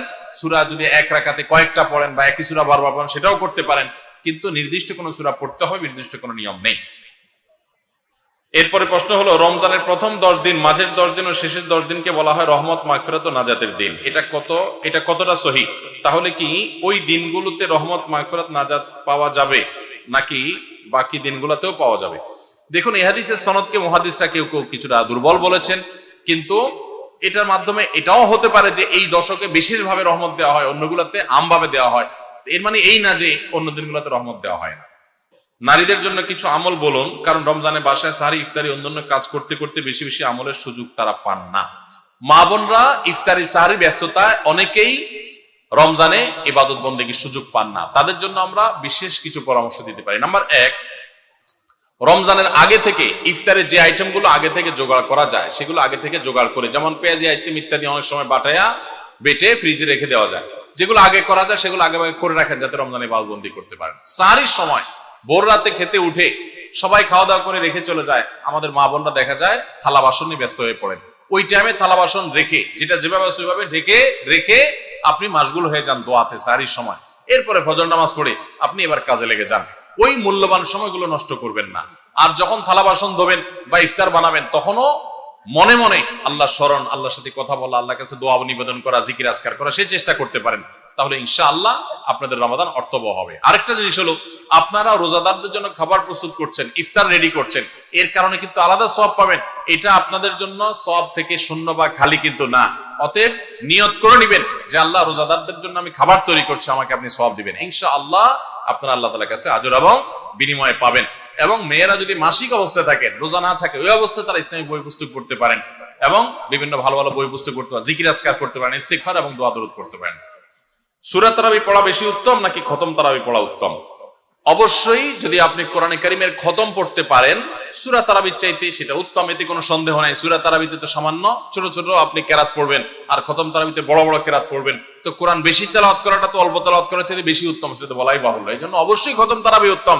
কিন্তু খতম তারাবি যদি তুফান মিল গতিতে হয়, 5G 6G গতিতে হয়, তাহলে সেই খতম তারাবি যদি হয়, যেই খতম তারাবিতে কি পড়েন, হাবেশ সাহেবের শুধু ইয়ালামুন আর তালামুন ছাড়া কিছু না বুঝেন, তাহলে ওই রকম খতম তারাবি পড়ার চাইতে সূরা তারাবি পড়া উত্তম। কথা কি বুঝতে পারছেন? যদি হাবেশ সাহেব মাঝখানে কি পড়ে কিছুই বুঝেন না, শেষে শুধু ইয়ালামুন আর তালামুনের টান দেখে বুঝতে পারলেন যে এখন রুকুতে যাবে, তাহলে এই তারাবি পড়া না পড়াতে কোনো পার্থক্য নাই। অনেক জায়গাতে এরকম তারাবি পড়ে, ওই যে সোশ্যাল মিডিয়াতে কিছু কিছু ভিডিও পাওয়া যায়, হ্যাঁ, দেশের বাইরের, যে এমন গতিতে তারাবি পড়ে যে আপনি 3 আয়াত পড়তে না পড়তে তারা 1 রাকাত শেষ। এগুলা তারাবির নামে তামাশা। শুধু খতম তারাবি কেন, অনেক সূরা তারাবি এরকম আছে যে পড়ে সূরা তারাবি, সেটা আবার এরকম 5G গতিতে পড়ে। তারাবির নামে যে কত তামাশা চলে। কয়দিন আগে দেখলাম ফেসবুকে একটা পোস্টার, যে ব্যবসায়ীদের জন্য বিশেষ তারাবির প্যাকেজ। কি প্যাকেজ? 7 দিনে খতমের প্যাকেজ, 5 দিনে খতমের প্যাকেজ, আর একটা 3 দিনে খতমের প্যাকেজ। একটা রেজিস্ট্রেশন ফি 1400 টাকা, আর একটা রেজিস্ট্রেশন ফি বোধহয় 2000 টাকা, আর একটা রেজিস্ট্রেশন ফি আর একটু কম টাকা। হ্যাঁ, রেজিস্ট্রেশন ফি দিয়া হাবেশ সাহেবরা চুক্তি করে তারাবি পড়ায়। কিয়ামতের আগে যে আরো কত কিছু হবে একমাত্র আল্লাহ তাআলাই ভালো জানে। এগুলো সব তারাবির নামে কি ভাই? তামাশা। জায়েজ নাই ভাবে করা। বাইতুল হুদা জামে মসজিদের পেজে প্রশ্ন করেছেন, আচ্ছা, এমন কোন আমল আছে কিনা যা করলে রোজা রেখে ক্ষুধা কম লাগবে? আমার পিপাসা চূড়ান্ত কষ্ট হয়, রোজা রেখে ক্ষুধা কম লাগবে এমন কোন আমল আছে কিনা? সুবহানাল্লাহ। আর কিসের আমল চাওয়া বাকি আছে আপনাদের? দেখেন ভাই, আমল একটা আছে অবশ্য। আমল হলো, যে আমল করলে রোজা রাখলে আপনার ক্ষুধা কম লাগবে, সেটা হলো ঘুমের আমল। কিসের আমল? ঘুমের আমল। ফজর নামাজ পড়ে এশাক পড়ে যদি ঘুম দেন, কাজ কাম যদি না থাকে, বেকার পাবলিক হন, জোহর পর্যন্ত দিলেন ঘুম, জোহর পড়ে আবার দিলেন ঘুম, আসর পর্যন্ত ঘুমাইলেন, আসর পরে তো ইফতারের টাইম হয়ে যাবে। তাহলে এটা একটা সহজ আমল, যে আমলে বোঝা যায় যে আপনার ক্ষুধা অনুভব হবে না, কম লাগবে ইনশাআল্লাহ। এখন যদি এত পেট পাগল হন যে হুজুর ক্ষুধা চড়ে তো ঘুমিয়ে আসবে না, তাহলে আর কোনো ওষুধ নাই। ভাইরা আমার, আমরা চাই কি জানেন? আমরা চাই হলো, আল্লাহ দুনিয়াতেও আমার দিবা টয়টম্বর, আখেরাতেও টয়টম্বর দিব। আমি কোনো কষ্ট করতে রাজি না, আমি কোনো গুনাহ থেকে বাঁচতে রাজি না, আমি জান্নাতও চাই, আমি সবই চাই। আপনি রোজা রেখে ক্ষুধার কষ্টটা একটু সহ্য করবেন, এর বিনিময়ে তো আপনি জান্নাত পাবেন। এখন আপনি চান না রোজা ক্ষুধার কষ্ট আমি সহ্য করব না, আবার জান্নাতও আমি চাবো। কেমন কথা ভাই? সামান্য একটু ক্ষুধার কষ্ট আপনি সহ্য করতে রাজি না। এই রমাদানে ফিলিস্তিনের মানুষগুলো ইফতার করার মতো খেজুর তাদের কাছে নাই। খেজুর তো দূরের কথা, ইফতার তো দূরের কথা, সাহরিতে একটু সামান্য পানি খাবে শান্তিপূর্ণ ভাবে, সেই ব্যবস্থাটুকু তাদের ধ্বংস করে ফেলা হয়েছে। এরকম একটা সমাজে দাঁড়িয়ে সামান্য একটু রোজার সময় সাহরি ঠিকই খাবেন পেট ভরে, আপনি একটু কষ্ট হবে, সেই কষ্টটা পর্যন্ত সহ্য করতে রাজি না। আপনি কোন মুখে আল্লাহর কাছে জান্নাত আশা করবেন, দাবি করবেন? অনন্ত অসীমকালের সুখের ঠিকানা এই দুনিয়ার সমান 10 দুনিয়া কমপক্ষে, এর বেশিও হতে পারে, এরকম জান্নাত আল্লাহর কাছে আপনি ডিমান্ড করবেন, দোয়া করবেন, চাইবেন কোন মুখে? যে রোজার কষ্টটা আপনি সহ্য করতে রাজি না। আল্লাহর কাছে দোয়া করেন যে আল্লাহ আপনি আমাকে সবরের তৌফিক দান করুন। আমিন। এরপর প্রশ্ন হলো, আমরা গরিব মানুষ, শ্রমজীবী, মাঠে আলু তোলা, সরিষা কাটা এবং মাটি কাটা ইত্যাদির কাজ করি। রোজা রাখা বিরাট কঠিন, রোজা রাখলে কাজ করা যায়, কাজ নাই, ভাত নাই, কি করব তাহলে? ভাইরা আমার, এই প্রশ্ন আমাদের যখন আসে শ্রমজীবী ভাইদের কাছ থেকে, তখন আমরা প্রথমেই তাদের প্রতি সমবেদনা জানানোর চেষ্টা করি যে আমরা এমন একটা সমাজে বাস করছি যে সমাজে আমাদের শ্রমজীবী ভাইদের জন্য আসলে ভালো কোনো ব্যবস্থা নেই। অনেকেই এমন আছেন যে দিন আনেন দিন খান, কাজ না করলে তার পেটে ভাত নাই। এই ভাইদেরকে আমরা বলবো আপনার এমন হার্ড পরিশ্রম করতে হয় যে রোজা রেখে সেটা করা সম্ভব নয়। এই অজুহাতে আপনার রোজা না রাখার সুযোগ নাই। আপনি এখন বলবেন হুজুর তাহলে কি মরে যাব? না, মরেও যাবেন না। আপনার জন্য বহু বিকল্প আছে। কি কি বিকল্প আছে? ধরুন একজন রিক্সা চালক, রিক্সা চালানো খুব হার্ড পরিশ্রমের কাজ। আজকাল অবশ্য বেশিরভাগ এলাকাতে মোটর লাগাই নিয়েছে, যারা প্যাডেল মারেন পায়ে দিয়ে তাদের অনেক কষ্ট হয়। এখন আপনি বলতে পারেন হুজুর 8 ঘন্টা 7 ঘন্টা 6 ঘন্টা রিক্সা চালায় কিভাবে রোজা রাখবো এই গরমের সময়? আমি বলবো ভাই, আপনার যে অনেকগুলো অপশন আছে তার ভিতরে একটা অপশন হলো আপনি যদি ইচ্ছা করেন যে রমজান মাসে আমি রিক্সা চালাবো খুব অল্প সময়, যে জমার টাকা তুলে কোন রকম আমার ডাল ভাত কেনার কোন রকম ব্যবস্থা হবে, মানে কোন রকম বেঁচে থাকার ব্যবস্থাটা হবে। যেহেতু আমার রোজা রাখা লাগবে এই জন্য আমি ডিউটি একটু কমায় করবো, 6 ঘন্টা জায়গা 3 ঘন্টা করবো, এবং দিনে ডিউটি করলে প্যাসেঞ্জার একটু বেশি থাকে, আমি একটু রাতে বেশি ডিউটি করবো, প্যাসেঞ্জার একটু কম থাকবে, তারপরেও আমার রোজাটা রাখা হবে। চেষ্টা করলে উপায় আছে না নাই?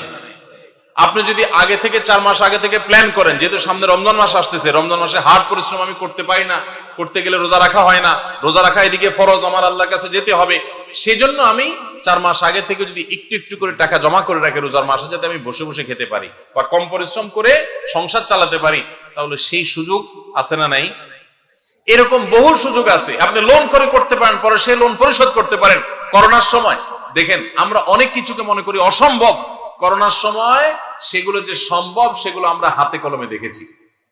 যখন কোয়ারেন্টাইনের সময় রিক্সা চালকদের রিক্সা বন্ধ ছিল তখন কিভাবে চলেছেন, মাসকে মাস বছর জুড়ে যদি চলতে পারেন, এখন 1 মাস চলতে পারবেন না।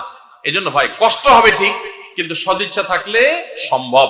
আর যারা যত বেশি পরিশ্রম করবেন, আপনি শ্রমজীবী মানুষ, অভাবী মানুষ, আপনার শ্রম অনুযায়ী আল্লাহ তাআলা আপনাকে বিনিময় দেবেন ইনশাআল্লাহ। যারা যত বেশি কষ্ট করবেন, ওই ধনীদের রোজার চাইতে আপনার রোজার মর্ম আল্লাহ তাআলার কাছে অনেক বেশি। ইতিকাফ থাকা অবস্থায় মুরগি বা পশু জবাই করা যাবে কিনা? ইতিকাফ করা অবস্থায় মুরগি পশু জবাই করবেন কেন? কি দুঃখে? বাইরের লোকের টান পড়ছে? যদি আপনি মসজিদে থেকে করতে চান, করতে পারেন, হয়ে যাবে মুরগি জবাই, আপনার ইতিকাফেরও ক্ষতি হবে না। যদি এরকম কোনো লোক না থাকে মুরগি জবাই করার জন্য, যদি বিকল্প থাকে তাহলে সেটা করবেন। কারণ আপনি মসজিদে থেকে বাইরে মুরগি ধরে জবাই করা এটা তো কঠিন একটা কাজ, এত কসরত করি কেন করতে যাবেন যদি অন্য লোক থাকে? যদি না থাকে কেউ, আপনি মসজিদ থেকে যদি মুরগি জবাই করে দেন সেটা জায়েজ হতে পারে। আমার উপর যখন রোজা ফরজ হয় তখন আমার বয়স 11 বছর ছিল, আমি তখন রোজা রাখি নাই, এখন কিভাবে রোজা রাখবো? আপনি এখন রোজা রাখবেন, আগের যত রোজা বাকি ছিল রাখেন নাই সেগুলো কতগুলা হলো আনুমানিক একটা ফিগার বের করে এখন থেকে রোজাগুলো রেখে রেখে শেষ করবে। অনেক বাবা মা আছেন, তাদের যে সমস্ত বাচ্চারা একটু কষ্ট করলেও রোজা রাখতে পারে, সেই সমস্ত বাচ্চাদেরকে অনেক বাবা মা নিজেরা রোজা রাখতে দেন না। স্কুলের অভিযোগ দিয়ে মাদ্রাসা খোলা, সে অভিযোগ তুলে, তাদের পরীক্ষা চলছে সে অজুহাত তুলে, নানা অজুহাত তুলে আজকাল দেখা যায় 8-10 বছর 12 বছরের বাচ্চারা রোজা রাখতে গেলে অনেক মা বাপ নিষেধ করেন। আমরা আমাদের ছেলেবেলায় দেখেছি, আমাদের চেয়ে যারা বড়, সে আরো বড় মুরব্বী মানুষ আছেন, আপনারা আরো বেশি দেখেছেন, যে আগে বাবা মা ছোট ছোট বাচ্চারা রোজা রাখতে চাইলে তাদেরকে উৎসাহ দিতেন, তাদেরকে অনুপ্রেরণা দিতেন, আগ্রহ জাগ্রত করতেন তাদের মধ্যে, তাদেরকে সাহস দিতেন যে হ্যাঁ হিম্মত করতে হয়। এখন বেশিরভাগ বাবা মা তাদের সন্তানদেরকে রোজা রাখতে উৎসাহিত করে না, বরং বাচ্চারা রোজা রাখতে গেলে তারা বলে না রাখার দরকার না, তুমি ভেঙে ফেলো। মনে রাখবেন, সাহাবা ইকরামের একটি কমন আমল ছিল, তারা রমজান মাসের রোজা তো বটেই, এমনকি আশুরার রোজা এগুলো পর্যন্ত, নফল রোজা পর্যন্ত তারা তো রাখতেন, তাদের বাচ্চাদেরকে রাখাতেন এবং বিভিন্ন রকমের খেলনা ইত্যাদি দিয়ে বাচ্চাদেরকে ভোলানোর চেষ্টা করতেন। সেই সাহাবীরা যাদেরকে তাদের মা বাবারা শৈশবে কৈশোরে রোজা রাখার ব্যাপারে উৎসাহ দিয়েছেন, প্রেরণা দিয়েছেন, শিক্ষা দিয়েছেন, সাহস জুগিয়েছেন, তারাই কিন্তু বিশ্বটা জয় করেছে। কারণ কষ্ট করা শিখেছে, কষ্ট সহিষ্ণু হয়েছেন, ধৈর্য ধারণ করা শিখেছেন, রোজা রাখা মানে সংযম, এই সংযম শিখেছেন। ক্ষুধা হবে, খাবারও সামনে থাকবে, কিন্তু খাওয়া যাবে না। এই যে সংবরণ, এই যে সংযম, এই যে ধৈর্য, এই যে সহনশীলতা, এটা চর্চা করা যখন মা বাপরা শিখিয়েছেন, সেই সাহাবীদের সন্তানরাই কিন্তু অর্ধ পৃথিবী জয় করে ছেড়েছেন। আর আজকে আমাদের সন্তানদেরকে আমরা রোজা রাখাই না কেন? আমাদের মায়া হয়, ছেলেটার মুখটা ফ্যাকাশে হয়ে যাবে, মেয়েটার মুখটা শুকায় যাবে, আমার কাছে ভালো লাগবে না। আমি সবসময় বলার চেষ্টা করি, দেখুন আমাদের সন্তানদেরকে ভোগ শেখাবার প্রয়োজন নাই, ভোগ এটা শেখানোর দরকার হয় না, ভোগ করতে সবাই পারে, এটার জন্য যোগ্যতা লাগে না। ত্যাগ সবাই পারে না, ত্যাগটা শেখাইতে হয়। আপনার ছেলে মেয়েকে খাওয়ায় পড়ায় মোটা তাজা করবেন, এটার জন্য কোনো যোগ্যতার দরকার নাই। এটা গরু ছাগল পশু পাখি প্রাণী তারাও পারে, মানুষ তো পরের কথা। খাইতে কে না পারে? সবাই পারে। কিন্তু খাবার আছে, তবু আমি আল্লাহর নির্দেশে নিজেকে সংবরণ করব। একটা নির্দিষ্ট সময় সূর্য ডোবার আগ পর্যন্ত আমি খাবো না। এই যে ধৈর্য, এই যে সহনশীলতা, এই যে আত্মনিয়ন্ত্রণ, এই যে কন্ট্রোল, এই জিনিসটা আপনার বাচ্চার জীবনে অনেক গুরুত্বপূর্ণ একটা ব্যাপার। এটা তার জন্য অনেক বেশি জরুরি, তার কারণ তার সারা জীবন সামনে পড়ে আছে। তার জীবনে যা চাইবে সে সবকিছু পাবে না, বহু কিছু তার চাওয়ার সাথে পাওয়ার মিল থাকবে না। তার জীবনে অনেক সংগ্রাম করতে হবে, অনেক ইচ্ছা বিরুদ্ধ বিষয় তার সামনে এসে দাঁড়াবে। তখন সে সংযমী হতে পারবে, আত্মনিয়ন্ত্রণ করতে পারবে, ধৈর্য ধারণ করা শিখতে পারবে। আপনি যদি তাকে রোজা শিখান, আপনি তাকে যদি শ্রম শিখান, আপনি যদি তাকে বিরত থাকা শিখান, আপনি যদি তাকে সংযমের এই ইবাদত শিখান, আর যদি শুধুমাত্র ভোগ শিখান, বাচ্চা মুখ দিয়ে বাইর করলো আর আপনি অস্থির হয়ে গেছেন তাকে দেওয়ার জন্য, চোখ দিয়ে কোনো দিকে তাকাইলে তো সে কেনার জন্য আপনি পাগল করা হয়ে গেছেন, এমনকি হালাল হারাম পর্যন্ত বাজ বিচার করছেন না। বাচ্চা যা চাচ্ছে তা দিচ্ছেন, যা চাচ্ছে না তাও দিচ্ছেন। এই যে ভোগবাদের ভিতরে নিজেও হাবুডুবু খাচ্ছেন, বাচ্চাকেও হাবুডুবু খাওয়াচ্ছেন, এর মাধ্যমে আপনার বাচ্চা কখনো যোগ্য মানুষ হবে না।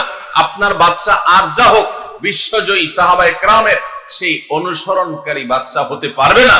তাদেরকে যদি আপনি সংগ্রাম শেখাতে চান, ভোর রাতে ঘুম থেকে জাগতে শেখান, ভোর রাতে উঠতে শিখান, আরামের ঘুম ছাড়া শিখান, আরামের কম্বল ত্যাগ করা শিখান। খাবার সামনে আছে, পানীয় সামনে আছে, ক্ষুধাও আছে, তৃষ্ণাও আছে, তারপরও সে খাবে না, এই সংযম শিখান। এরা দেখবেন পৃথিবীর নানা বাধার পাহাড় তারা ডিঙাতে শিখবে, নানা বাধার প্রাচীর তারা ডিঙাতে শিখবে, অতিক্রম করতে শিখবে। গোটা ইসলামটা আমাদেরকে কন্ট্রোল শিখায়। ভোগবাদী পৃথিবী আমাদেরকে শুধুমাত্র ভোগের উন্মাদনায় মাতাল হতে শিখায়, ইসলাম কন্ট্রোল করতে শিখায়। ভোগের উন্মাদনায় যখন মাতাল হয়ে যায় মানুষ, তখন তার দ্বারা পৃথিবীতে বড় কোনো কাজ করা সম্ভবপর হয় না। আজ গোটা পৃথিবীতে আমরা মুসলমানরা যেসব কারণে পিছিয়ে আছি, তোর মধ্যে থেকে একটা হলো এটা যে আমরা ভোগবাদের হাবুডুবু খাচ্ছি। আমরা ইসলামের যে নিয়ন্ত্রণ, আত্মনিয়ন্ত্রণ করার চর্চা এবং এর ট্রেনিং, এর প্রশিক্ষণ পাওয়ার কথা, সেটা আমরা নিচ্ছি না। রমাদান উপলক্ষে আমাদের বড় ভুল হলো যে আমরা নিজেরাও সিয়াম কি বলে সেটা বুঝার চেষ্টা করি না। রোজা কিন্তু আমাদের সাথে কথা বলে। রোজা বলে, দেখো তুমি রোজা রেখে তুমি পান করছো না, তোমার তৃষ্ণা আছে, রুমে কেউ নাই, ফ্রিজে ঠান্ডা পানি আছে, চাইলেই খাইতে পারো, কিন্তু তুমি খাচ্ছ না। তোমার ঘরে কেউ নেই, পেটে ক্ষুধা আছে, আবার হাতের কাছে খাবারও আছে, তারপর তুমি খাচ্ছ না। কেন? আল্লাহ নিষেধ করেছেন সেজন্য। এখান থেকে শিক্ষা গ্রহণ করে তোমার সামগ্রিক জীবনে আল্লাহর সমস্ত নিষিদ্ধ বিষয় থেকে বেঁচে থাকার যে ট্রেনিং এবং চর্চা, সেটা তুমি গ্রহণ করবা। এই কথাই রোজা আমাদেরকে প্রতিনিয়ত বলে। তো এই জন্য রমাদান কেন্দ্রিক আমাদের একটা বড় ভুল হলো এই রোজার বার্তাটা আমরা নিজেরাও গ্রহণ করতে পারি না। আমাদের শিশুরা, বিশেষ করে যারা রোজা রাখার উপযোগী হয়, আমি 2 বছর 3 বছরের শিশুকে তো রোজা রাখার কথা বলি না, ইসলামও সে কথা বলে না। কিন্তু আপনার বাচ্চা যখন 8-10 বছর বয়স হয়ে যায়, যখন থেকে 7-8 বছর পার হয়ে যাওয়ার পর সে রোজা রাখতে শিখে, একদিন হয়তো সে জোহর পর্যন্ত রাখবে, এরপর ভেঙে ফেলবে, কোনো গুনাহ হবে না।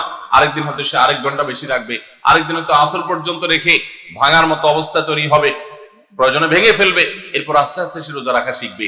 এই বাচ্চা যে কষ্ট করা শিখে, যে ধৈর্য ধরা শিখে, যে ক্ষুধার কষ্ট এটা নিয়ন্ত্রণ এটা বুঝে, সেই বাচ্চা অনেক বড় কিছু করতে পারবে, তার দ্বারা ভালো কিছু হবে। তো আমাদের বাচ্চাদেরকে রোজা রাখতে চাইলে তাদেরকে আমরা আরো বেশি উৎসাহ দেব, অনুপ্রেরণা দেব, সাহস দেব, তাদেরকে ভুলানোর চেষ্টা করব।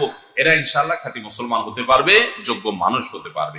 তাহলে রমজান কেন্দ্রিক আমাদের এই ভুলটা একটা বড় ভুল, যে আমরা আমাদের সন্তানদেরকে দেখা যায় রোজা রাখার ব্যাপারে উৎসাহ দেই না, বরং অনেকে নিরুৎসাহ দেই। মনে রাখবেন, কোন বাবা, কোন অভিভাবক যেন বাচ্চাদেরকে নিরুৎসাহিত আমরা না করি। 4 নম্বর রমাদান কেন্দ্রিক আমাদের ভুল হলো, আমরা অনেকে মনে করি ভোর রাতে আমরা যখন সাহরি খাইতে উঠি, সাহরি খাওয়ার পর আমাদের মুখে রোজার নিয়ত করা লাগে। এটা আমরা অনেকে এখনো মনে করি, নাওয়াইতু আন আসুমা গাদান, এরপরে কি মিন শাহরি রমাদান। দেখছেন সবার কড়কড়া মুখস্থ, মাশাআল্লাহ। হ্যাঁ, মাসনুন দোয়ার কথা যদি জিজ্ঞাসা করি তাহলে অনেকেই বলতে পারবেন না, কিন্তু যে দোয়ার কোনো ভিত্তি কোরআন হাদিসে কোথাও নাই ওইটা সবার মুখস্থ, নকলটা সবার মুখস্থ, আসলটার খবর নাই। রমজান মাসে বা রমজানের বাইরে কোন সময় রোজার নিয়ত মুখে উচ্চারণ করা, এই যে নাওয়াইতু আন আসুমা গাদান মিন শাহরি রমাদান, আরো কি কি আছে, এরকম কোন দোয়া পড়ার কথা কোরআন কিংবা হাদিসে কোন নির্দেশ আমাদেরকে দেওয়া হয় নাই। আপনি সাহরি খাইতে উঠছেন কি জন্য? রোজা রাখার জন্য।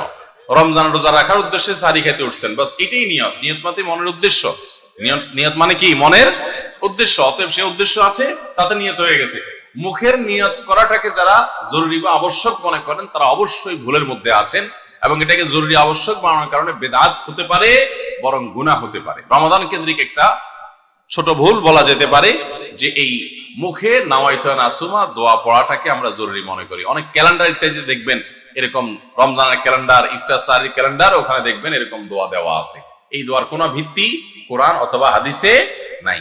নকল জিনিস বোঝার একটা সহজ পদ্ধতি বলি, এই যে দোয়া আছে নাওয়াইতু আন আসুমা গাদান, এই দোয়ার শেষে হাদিসের কিতাবের নাম, বইয়ের নাম, হাদিস নম্বর, কোন রেফারেন্স আপনারা দেখবেন না। বুঝতে পেরেছেন? এটা হলো মেড ইন জিনজিরা জিনিস আইটেম যেরকম দেখেন না, ওই রকম। তো এই জন্য এটাকে একটা আমরা ছোট ভুল বলতে পারি রমাদান কেন্দ্রিক, যে আমরা মুখে নিয়ত করাকে অনেক আবশ্যক মনে করি। 5 নম্বর রমাদান কেন্দ্রিক আমাদের ভুল হলো, আমরা বেশিরভাগ মানুষ, শতকরা হয়তো 90%-এরও বেশি মানুষ, আমরা যারা রোজা রাখি, আমরা শুধুমাত্র পেটের রোজা করি। রোজাটা শুধু পেটের না ভাই, রোজাটা পুরো বডির, রোজাটা পুরো শরীরের, মাথা থেকে পা পর্যন্ত শরীরের প্রত্যেকটা অঙ্গের রোজা আছে। আমরা শুধু পান বা আহার থেকে, যৌনাচার থেকে বিরত থাকাটাকে রোজা মনে করি। আপনি চোখ দিয়া মোবাইলে হারাম জিনিস দেখলেন, যেই মেয়েকে দেখা আপনার জন্য অ্যালাউড না, আপনি তার ছবি দেখলেন, ভিডিও দেখলেন, সেটা নাটকের নামে, সিনেমার নামে, কোন ভিডিওতে, কোন শর্ট ভিডিওতে, টিকটকে, কোন জায়গায় আপনি দেখলেন, আপনি অনলাইনে অফলাইনে দেখলেন, তাহলে আপনার চোখের রোজা নষ্ট হলো। আপনার হাতের রোজা নষ্ট হবে যদি হাত দিয়ে কোনো গুনাহের কাজ করেন। পাও দিয়ে যদি কোনো অন্যায়ের পথে যান, পায়ের রোজা নষ্ট হবে। কান দিয়ে যদি আপনি মিউজিক শুনেন, আপনি গান শুনেন মিউজিক সহ, আপনি হারাম কিছু শুনেন, গীবত শিকায়াত শুনেন, তাহলে সেক্ষেত্রে কানের রোজা নষ্ট হবে। ঠিক একইভাবে আপনি মুখ দিয়ে খারাপ কোনো কথা বললেন, কটু কোনো কথা বললেন, গালিগালাজ করলেন, কারোর সাথে ঝগড়াঝাটি করলেন, তাহলে আপনার মুখের রোজা নষ্ট হবে। পুরো শরীরের প্রত্যেকটা অঙ্গ প্রত্যঙ্গের রোজা আছে। আমাদের রোজার দুইটা দিক, একটা হলো রোজার বডি, একটা হলো রোজার স্ট্রাকচার, আর একটা রোজার ফিনিশিং। স্ট্রাকচারটা দাঁড়াবে আপনি সবে সাদেক থেকে নিয়ে, সাহারি থেকে নিয়ে ইফতারি পর্যন্ত আপনি কিছু পান করলেন না, আহার করলেন না, এবং যৌনাচার থেকে বিরত থাকলেন, বৈধ সেটা থেকেও বিরত থাকলেন, তাহলে আপনার রোজার স্ট্রাকচারটা দাঁড়িয়ে গেল। কিন্তু এই রোজা বা সিয়ামের ফিনিশিংটা হবে তখন যখন আপনার মাথা থেকে পা পর্যন্ত শরীরের প্রত্যেকটা অঙ্গ প্রত্যঙ্গের রোজা রাখবেন। শরীরের প্রত্যেকটা অঙ্গ প্রত্যঙ্গকে যখন আপনি গুনাহ থেকে বাঁচাবেন, তখন আপনার রোজাটা পূর্ণতা পাবে। নবী করিম সাল্লাল্লাহু আলাইহি সাল্লাম বলেছেন, বুখারীর হাদিস, মাল্লাম ইয়াদা কাওলা যুরি ওয়াল আমাল বি ওয়াল জাহল ফালাইসা লিল্লাহি হাজা আন ইয়াদা তাআমাহু ওয়া শারাবা। যে ব্যক্তি রোজা রেখে মিথ্যা কথা বাদ দিল না, রোজা রাখছে আবার মিথ্যা কথা বলে, আবার যে ব্যক্তি মিথ্যা কাজ, প্রতারণা, 2 নম্বরে এই সমস্ত বাদ দিল না রোজা রেখে, যে ব্যক্তি মূর্খতা সুলভ কাজ করলো, এই ব্যক্তি রোজা রাখে উপবাস থাকায় আল্লাহর কোনো ঠেকা পড়ে নাই, অর্থাৎ তার নিজের কোনো লাভ হয় না, তাহলে এটা উপবাস থাকা ছাড়া আর কি। ঠিক একই ভাবে নবী করিম সাল্লাল্লাহু আলাইহি সাল্লাম বলেছেন, কোন ব্যক্তি রোজাদার অবস্থায় কেউ যদি তার সাথে বিবাদে লিপ্ত হতে আসে, ঝগড়া করতে আসে, সে বলবে ইন্নী সায়েম, তোমার কথার বহুত জবাব দেওয়ার ছিল, কিন্তু আমি রোজাদার আছি, সো আমি তোমার সাথে কথা বাড়াতে চাই না। ভাইরা আমার, আমাদের রোজার সবচেয়ে বড় ভুল যদি আপনি আমাকে জিজ্ঞেস করেন, তো আমি বলবো সবচেয়ে বড় ভুল হলো যে আমরা রোজা রেখে নানান পাপাচারে লিপ্ত হই, নানান গুনাহে লিপ্ত হই। আমরা রোজা শুধু পেটের রাখি, আমরা আমাদের শরীরের অন্যান্য অঙ্গ প্রত্যঙ্গের রোজা রাখতে পারি না। রোজা মনেরও করতে হয়, মন দিয়ে কোনো খারাপ চিন্তা করব না, খারাপ জল্পনা কল্পনা করব না, অন্যায় কোনো কিছু করব না, মনের ভিতরে হিংসা রাখবো না, বিদ্বেষ রাখবো না, কারোর প্রতি শত্রুতা রাখবো না, এটা মনের রোজা। আর পুরো শরীর যখন রোজা রাখবে, তখন এই ব্যক্তি হবে এমন রোজাদার যে রোজার স্ট্রাকচারও ঠিক আছে, ফিনিশিংও ঠিক আছে, পূর্ণাঙ্গ রোজা রেখে এই ব্যক্তি রাইয়ান নামক গেট দিয়ে প্রবেশের উপযোগী। এই ব্যক্তি স্বয়ং আল্লাহর কাছ থেকে কিয়ামতের ময়দানে সেই মহাপুরস্কারের উপযুক্ত এই ব্যক্তি সিয়ামের মাধ্যমে কোরআন এবং হাদিসে যত পুরস্কারের কথা বলা আছে সবগুলোর উপযুক্ত হতে পারবে যে ব্যক্তির রোজা তাকে শুধু পেটের চাহিদা থেকে তাকে দূরে রাখে না, বরং শরীরের সমস্ত অঙ্গ প্রত্যঙ্গ দ্বারায় সমস্ত পাপাচার থেকে বিরত থাকার সংগ্রাম করে, নিয়ত করে, চেষ্টা করে এবং সেটা বাস্তবায়ন করে। আল্লাহ আমাদের সবাইকে তৌফিক দান করুন। ভাইরা আমার, তাহলে 5 নম্বরের ভুল বললাম যে রোজা রেখে আমরা অনেকেই নানান রকমের পাপাচার লিপ্ত হই। আমরা এগুলো ছাড়বো তো ইনশাআল্লাহ।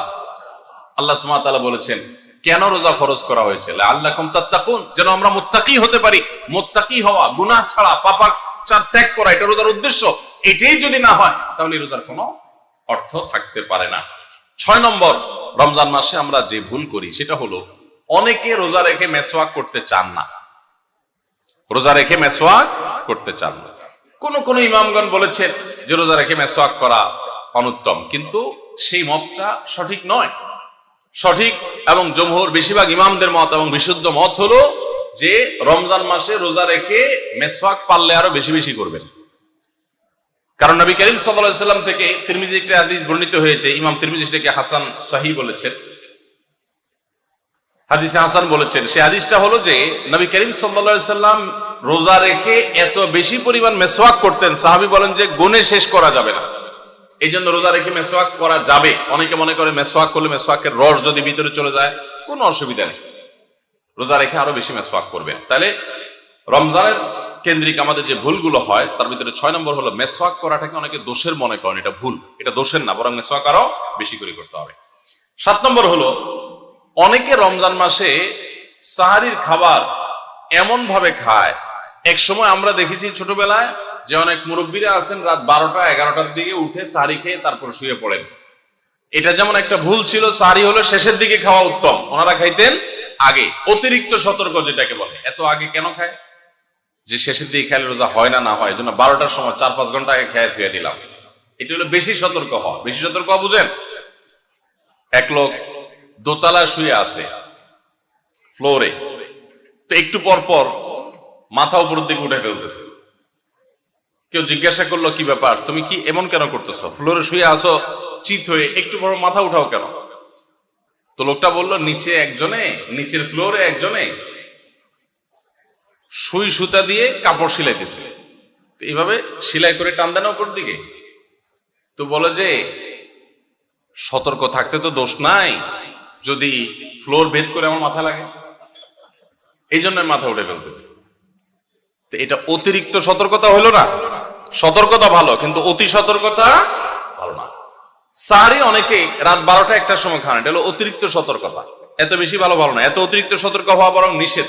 হাদিসে নবী সাল্লাল্লাহু আলাইহি ওয়াসাল্লাম আমাদেরকে সাহারি শেষের দিকে খেতে বলেছেন। এখন আরেকটা ভুল হলো অনেকে সাহারি এত শেষে খান যে মুয়াজ্জিনের সাথে ওনার কম্পিটিশন হয়। মুয়াজ্জিন মাইক ধরে মাইকের সামনে দাঁড়ায়, মুয়াজ্জিন ঘড়ির দিকে তাকাইতে তাকে টিক টিক টিক টিক আগাইতেছে কাটা।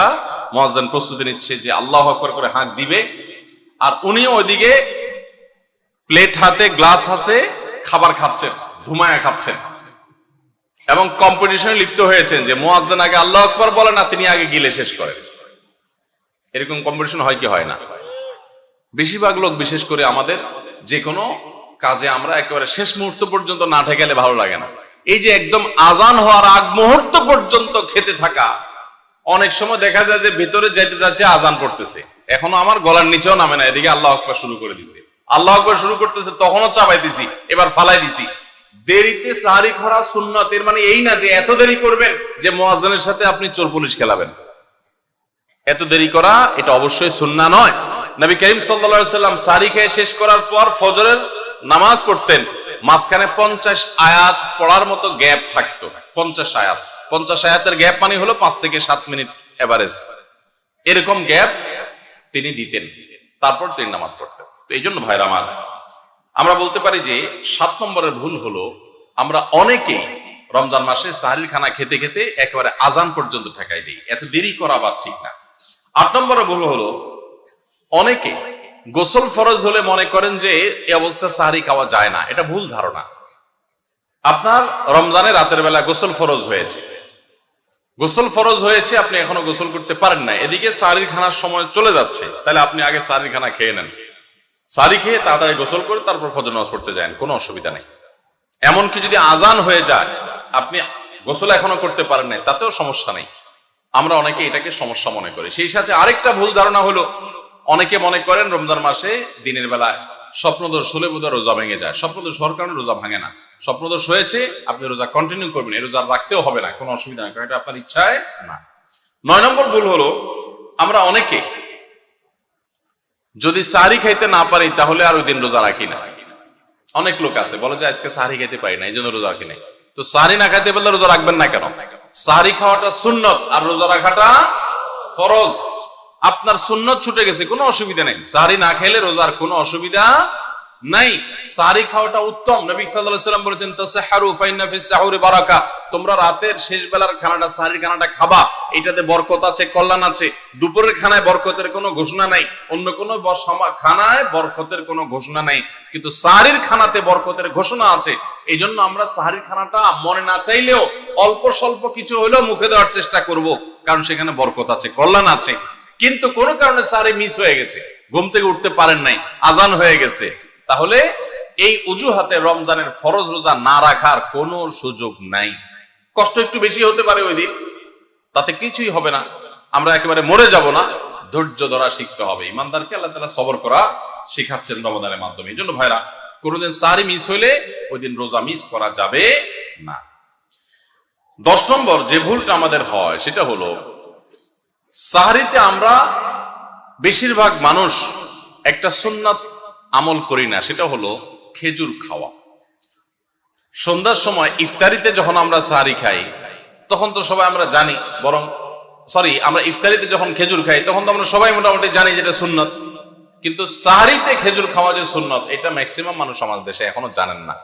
নবী করিম সাল্লাল্লাহু আলাইহি ওয়াসাল্লাম বলেছেন, নি'মা সাহুরুল মুমিনি আত-তামার, ঈমানদারের সবচাইতে উত্তম সাহরি হলো খেজুর। আপনি ভাত খান, ডাল খান, গোশত খান, মাছ খান, যাই খান, 1 পিস খেজুর আপনি যদি অন্তত সাহরিতে খান, তাহলে এটার কারণে একটি সুন্নাত জিন্দা করার সওয়াব পাবেন। খেজুরে প্রচুর পরিমাণ এনার্জি, খাদ্য শক্তি থাকে, এটা আমাদের জন্য নানা দিক থেকে উপকারী হবে। এই জন্য ইফতারিতে আপনি খেজুর খাওয়ার কথা জানেন, অথচ হাদিসে শুধু ইফতারিতে না, সাহরিতেও খেজুর খাওয়ার নির্দেশনা দেওয়া হয়েছে। এই জন্য এটা একটা ভুল যে আমরা অনেকে সাহরিতে যে খেজুর খেতে হয় এটা জানি না। 11 নম্বর ভুল হলো, সাহরির সময়, ভোর রাতের সময়টা হলো দোয়া কবুলের সবচেয়ে মোক্ষম সময়। 24 ঘন্টার ভিতরে দোয়া কবুলের সবচেয়ে আদর্শ সময়, যে সময়ের দোয়া কবুলের সম্ভাবনা সবচেয়ে বেশি, সেটা হলো ভোর রাতের সময়টা। আল্লাহ সুবহানাহু ওয়া তাআলা ডেকে ডেকে বান্দার ক্ষমা ঘোষণা করেন, বিপদ আপদ দূর করেন, অসুখ বিসুখ দূর করেন।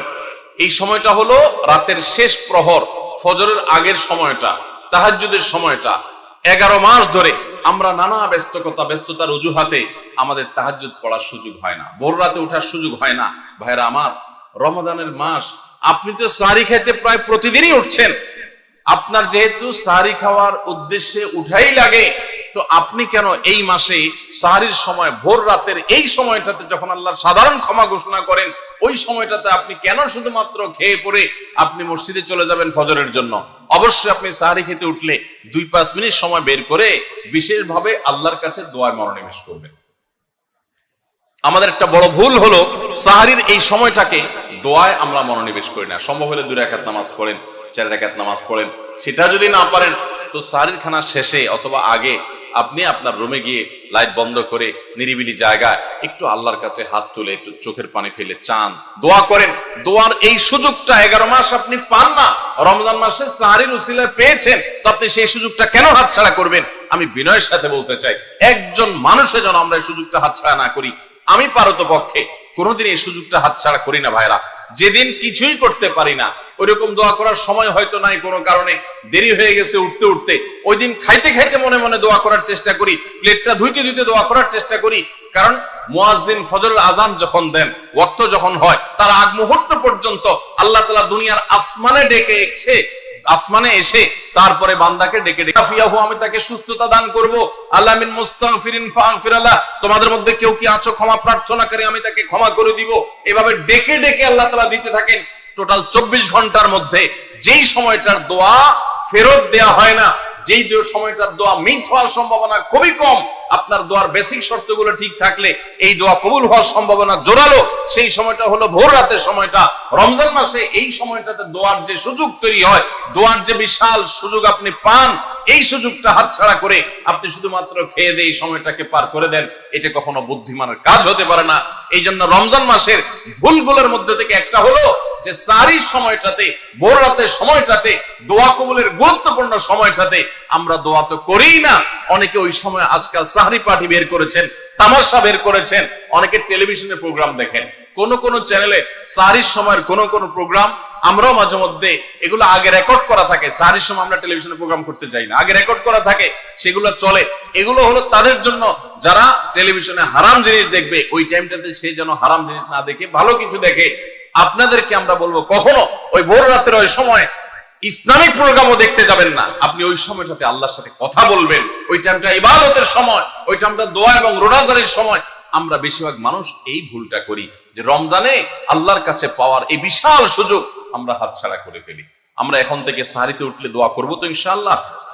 আল্লাহ আমাদের সবাইকে তৌফিক দান করুন। তাহলে এটি ছিল 11 নম্বর ভুল। রমাদানকে আমাদের সার্থক করতে হলে এই ভুলটা দূর করতে হবে, সংশোধন করতে হবে। সাহরিতে দোয়া থেকে বিরত থাকা, এই ভুল করা যাবে না। 12 নম্বর ভুল হলো অনেকে রোজা রেখে থুতু গিলাটাকে দোষণীয় মনে করেন যে রোজা রেখে বোধহয় থুতু গেলা যায় না, এই জন্য ঘন ঘন থুতু ফেলে দেখবেন অনেকে আছেন। বিশেষ করে নতুন নতুন যখন রোজা রাখে পোলাপান, তখন দেখবেন যে মিনিটে মিনিটে থুতু ফেলে, আছে না নাই? এই ঘন ঘন রোজা রাখে, আপনার থুতু ফেলে কেন? কারণ মনে করতেছে থুতু গিললে তার রোজা ভেঙে যাবে। ভাই, থুতু যদি আপনি না গিলেন আপনি বাঁচবেন? থুতু না গিললে কেউ বাঁচবে? যতই আপনি থুতু ফেলেন, আপনার থুতু তো কিছু না কিছু ভিতরে যাবেই। যদি না যায়, গলা শুকিয়ে গেলে তো আপনি মরেই যাবেন। এই জন্য এটা একটা ভুল যে আমরা মনে করি থুতু ফেলা লাগে। রোজা রেখে রোজার কারণে এক্সট্রা কোনো থুতু ফেলার দরকার নাই। আপনার মুখে বালু চলে আসছে, একটা মশা ঢুকে গেছে, আপনি রোজা আছে, এটা যেন ভিতরে না যায়, সেজন্য থুতুটা ফেলে দিলেন, এটা ভিন্ন কথা।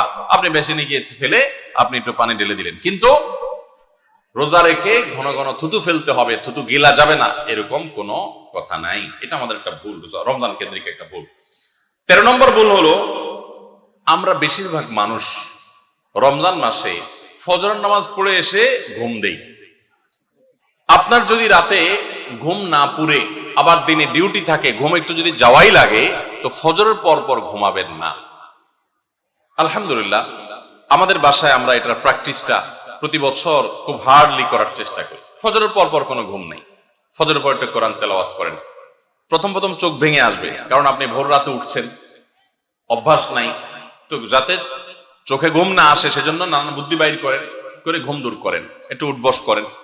ওই টাইমে বসে ফজরের পরে আপনি তেলাওয়াত করেন, জিকির আজকার করেন, সকাল সন্ধ্যার দোয়াগুলো পড়েন, একটু দোয়া করেন, রমজানের কিছু আমল করেন।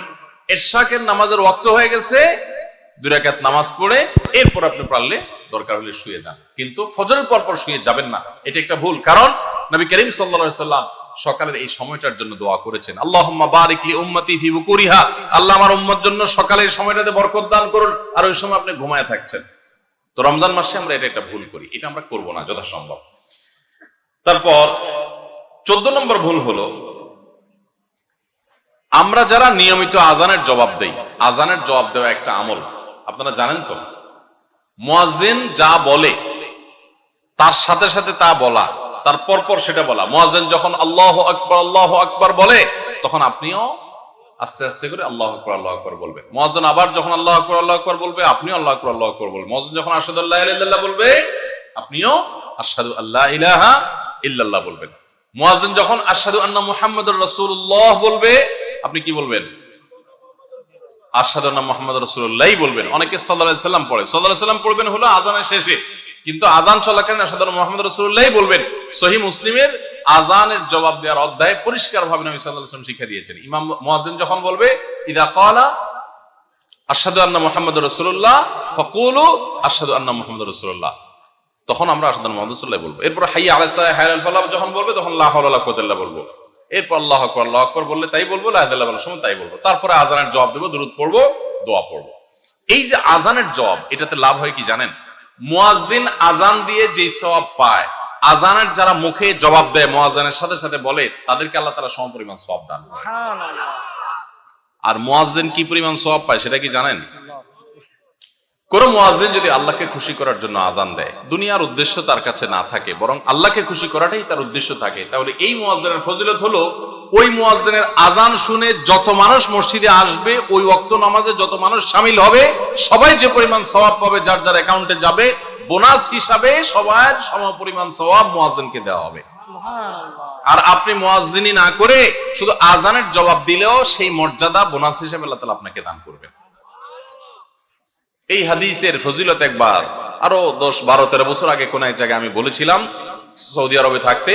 তখন এক ভদ্র মহিলা আমাকে বললেন, হুজুর, এই হাদিসটা আপনার কাছ থেকে শেখার পর, জানার পর থেকে আমি মক্কা শরীফের লাইভ আজান নিয়মিত ওই টাইমে, আমি রেডিও শুনি না, মোবাইলে বিভিন্ন ভাবে লাইভ আজানটা আমি শোনার চেষ্টা করি এবং ওই মুয়াজ্জিনের সাথে সাথে জবাব দেওয়ার চেষ্টা করি। কারণ আমার যখন এটা জানা হলো যে মুয়াজ্জিন যত পরিমাণ সওয়াব পাবে তত পরিমাণ সওয়াব পাওয়া যাবে, তো মক্কার মুয়াজ্জিন সাহেবের আজান শুনে যত মানুষ প্রতি ওয়াক্তে নামাজ পড়ে, এত বেশি নামাজ তো দুনিয়ার অন্য কোনো মসজিদে প্রত্যেক ওয়াক্তে পড়ে না। সো আমি লক্ষ লক্ষ মানুষের নামাজ পড়ার সমপরিমাণ সওয়াব, মুয়াজ্জিনের পরিমাণ পেতে চাই, সেজন্য মক্কার লাইভ আজানটা আমি ফলো করি। সুবহানাল্লাহ।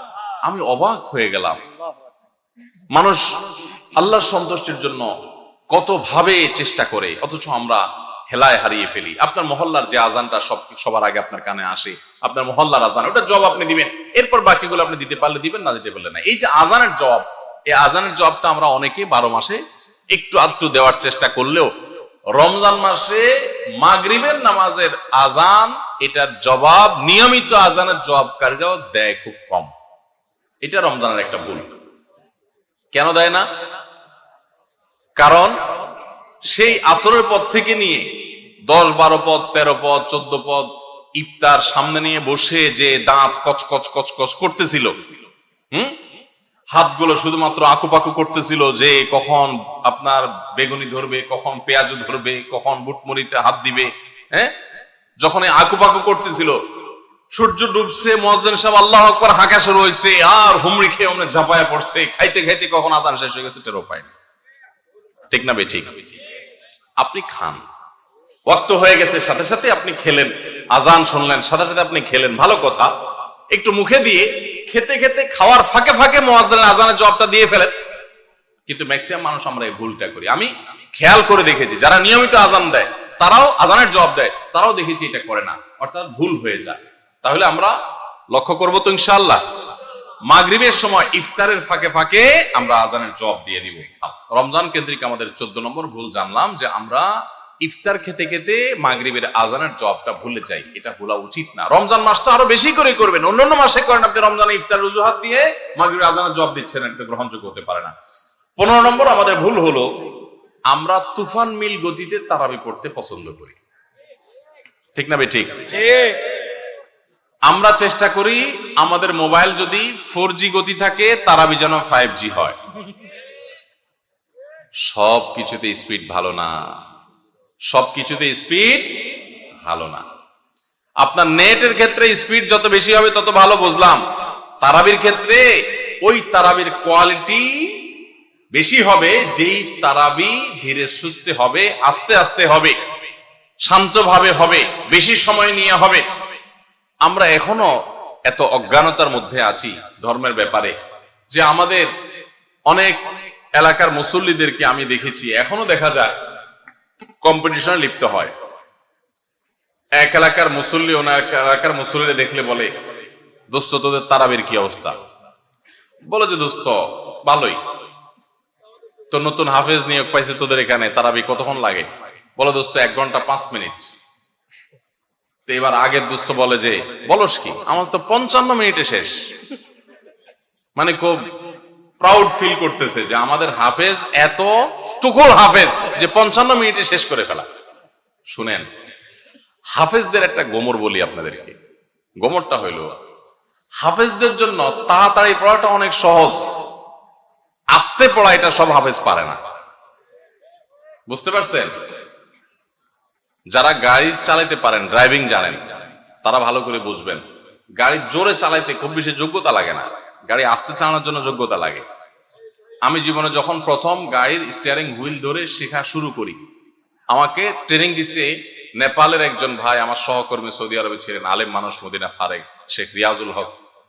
তো উনি আমাকে স্টিয়ারিং ধরে যখন আমি গাড়ি চালানো শুরু করছি, আপনারা যারা গাড়ি চালানো শিখাইছেন বা শিখতে দেখছেন দেখবেন, নতুন নতুন যারা ড্রাইভার হয় একদম বিসমিল্লাহ বলে শুরু করে যখন, সাধারণত রাস্তাঘাট ফাঁকা থাকলে ভোরে এরকম সময় তো চালায়, তো তখন রাস্তা ফাঁকা পায়, আপনার স্কার্টের চাপ দিলে গাড়ি ভঁ ভঁ করে দৌড়ায়, শান্তি লাগে, আরো জোরে চাপ দেয়, আরো জোরে দৌড়ায়, শান্তি লাগে।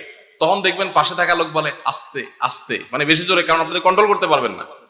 তো আমাকে তখন আমার ওই ড্রাইভিং এর যে শিক্ষক ছিলেন সে ভাই আমাকে বললেন, যখন আমি মোটামুটি চালাতে পারি, অসুবিধা নাই, তখন উনি আমাকে বললেন আপনার জন্য এখন সবচেয়ে বড় টেস্ট হলো কত আস্তে চালাতে পারে, বিশেষ করে ম্যানুয়াল গিয়ারের গাড়ি যদি হয়, আর যদি পরীক্ষা হয় সবচেয়ে আস্তে চালানো, তো নতুন ড্রাইভার বেশিরভাগই ফেল করবে।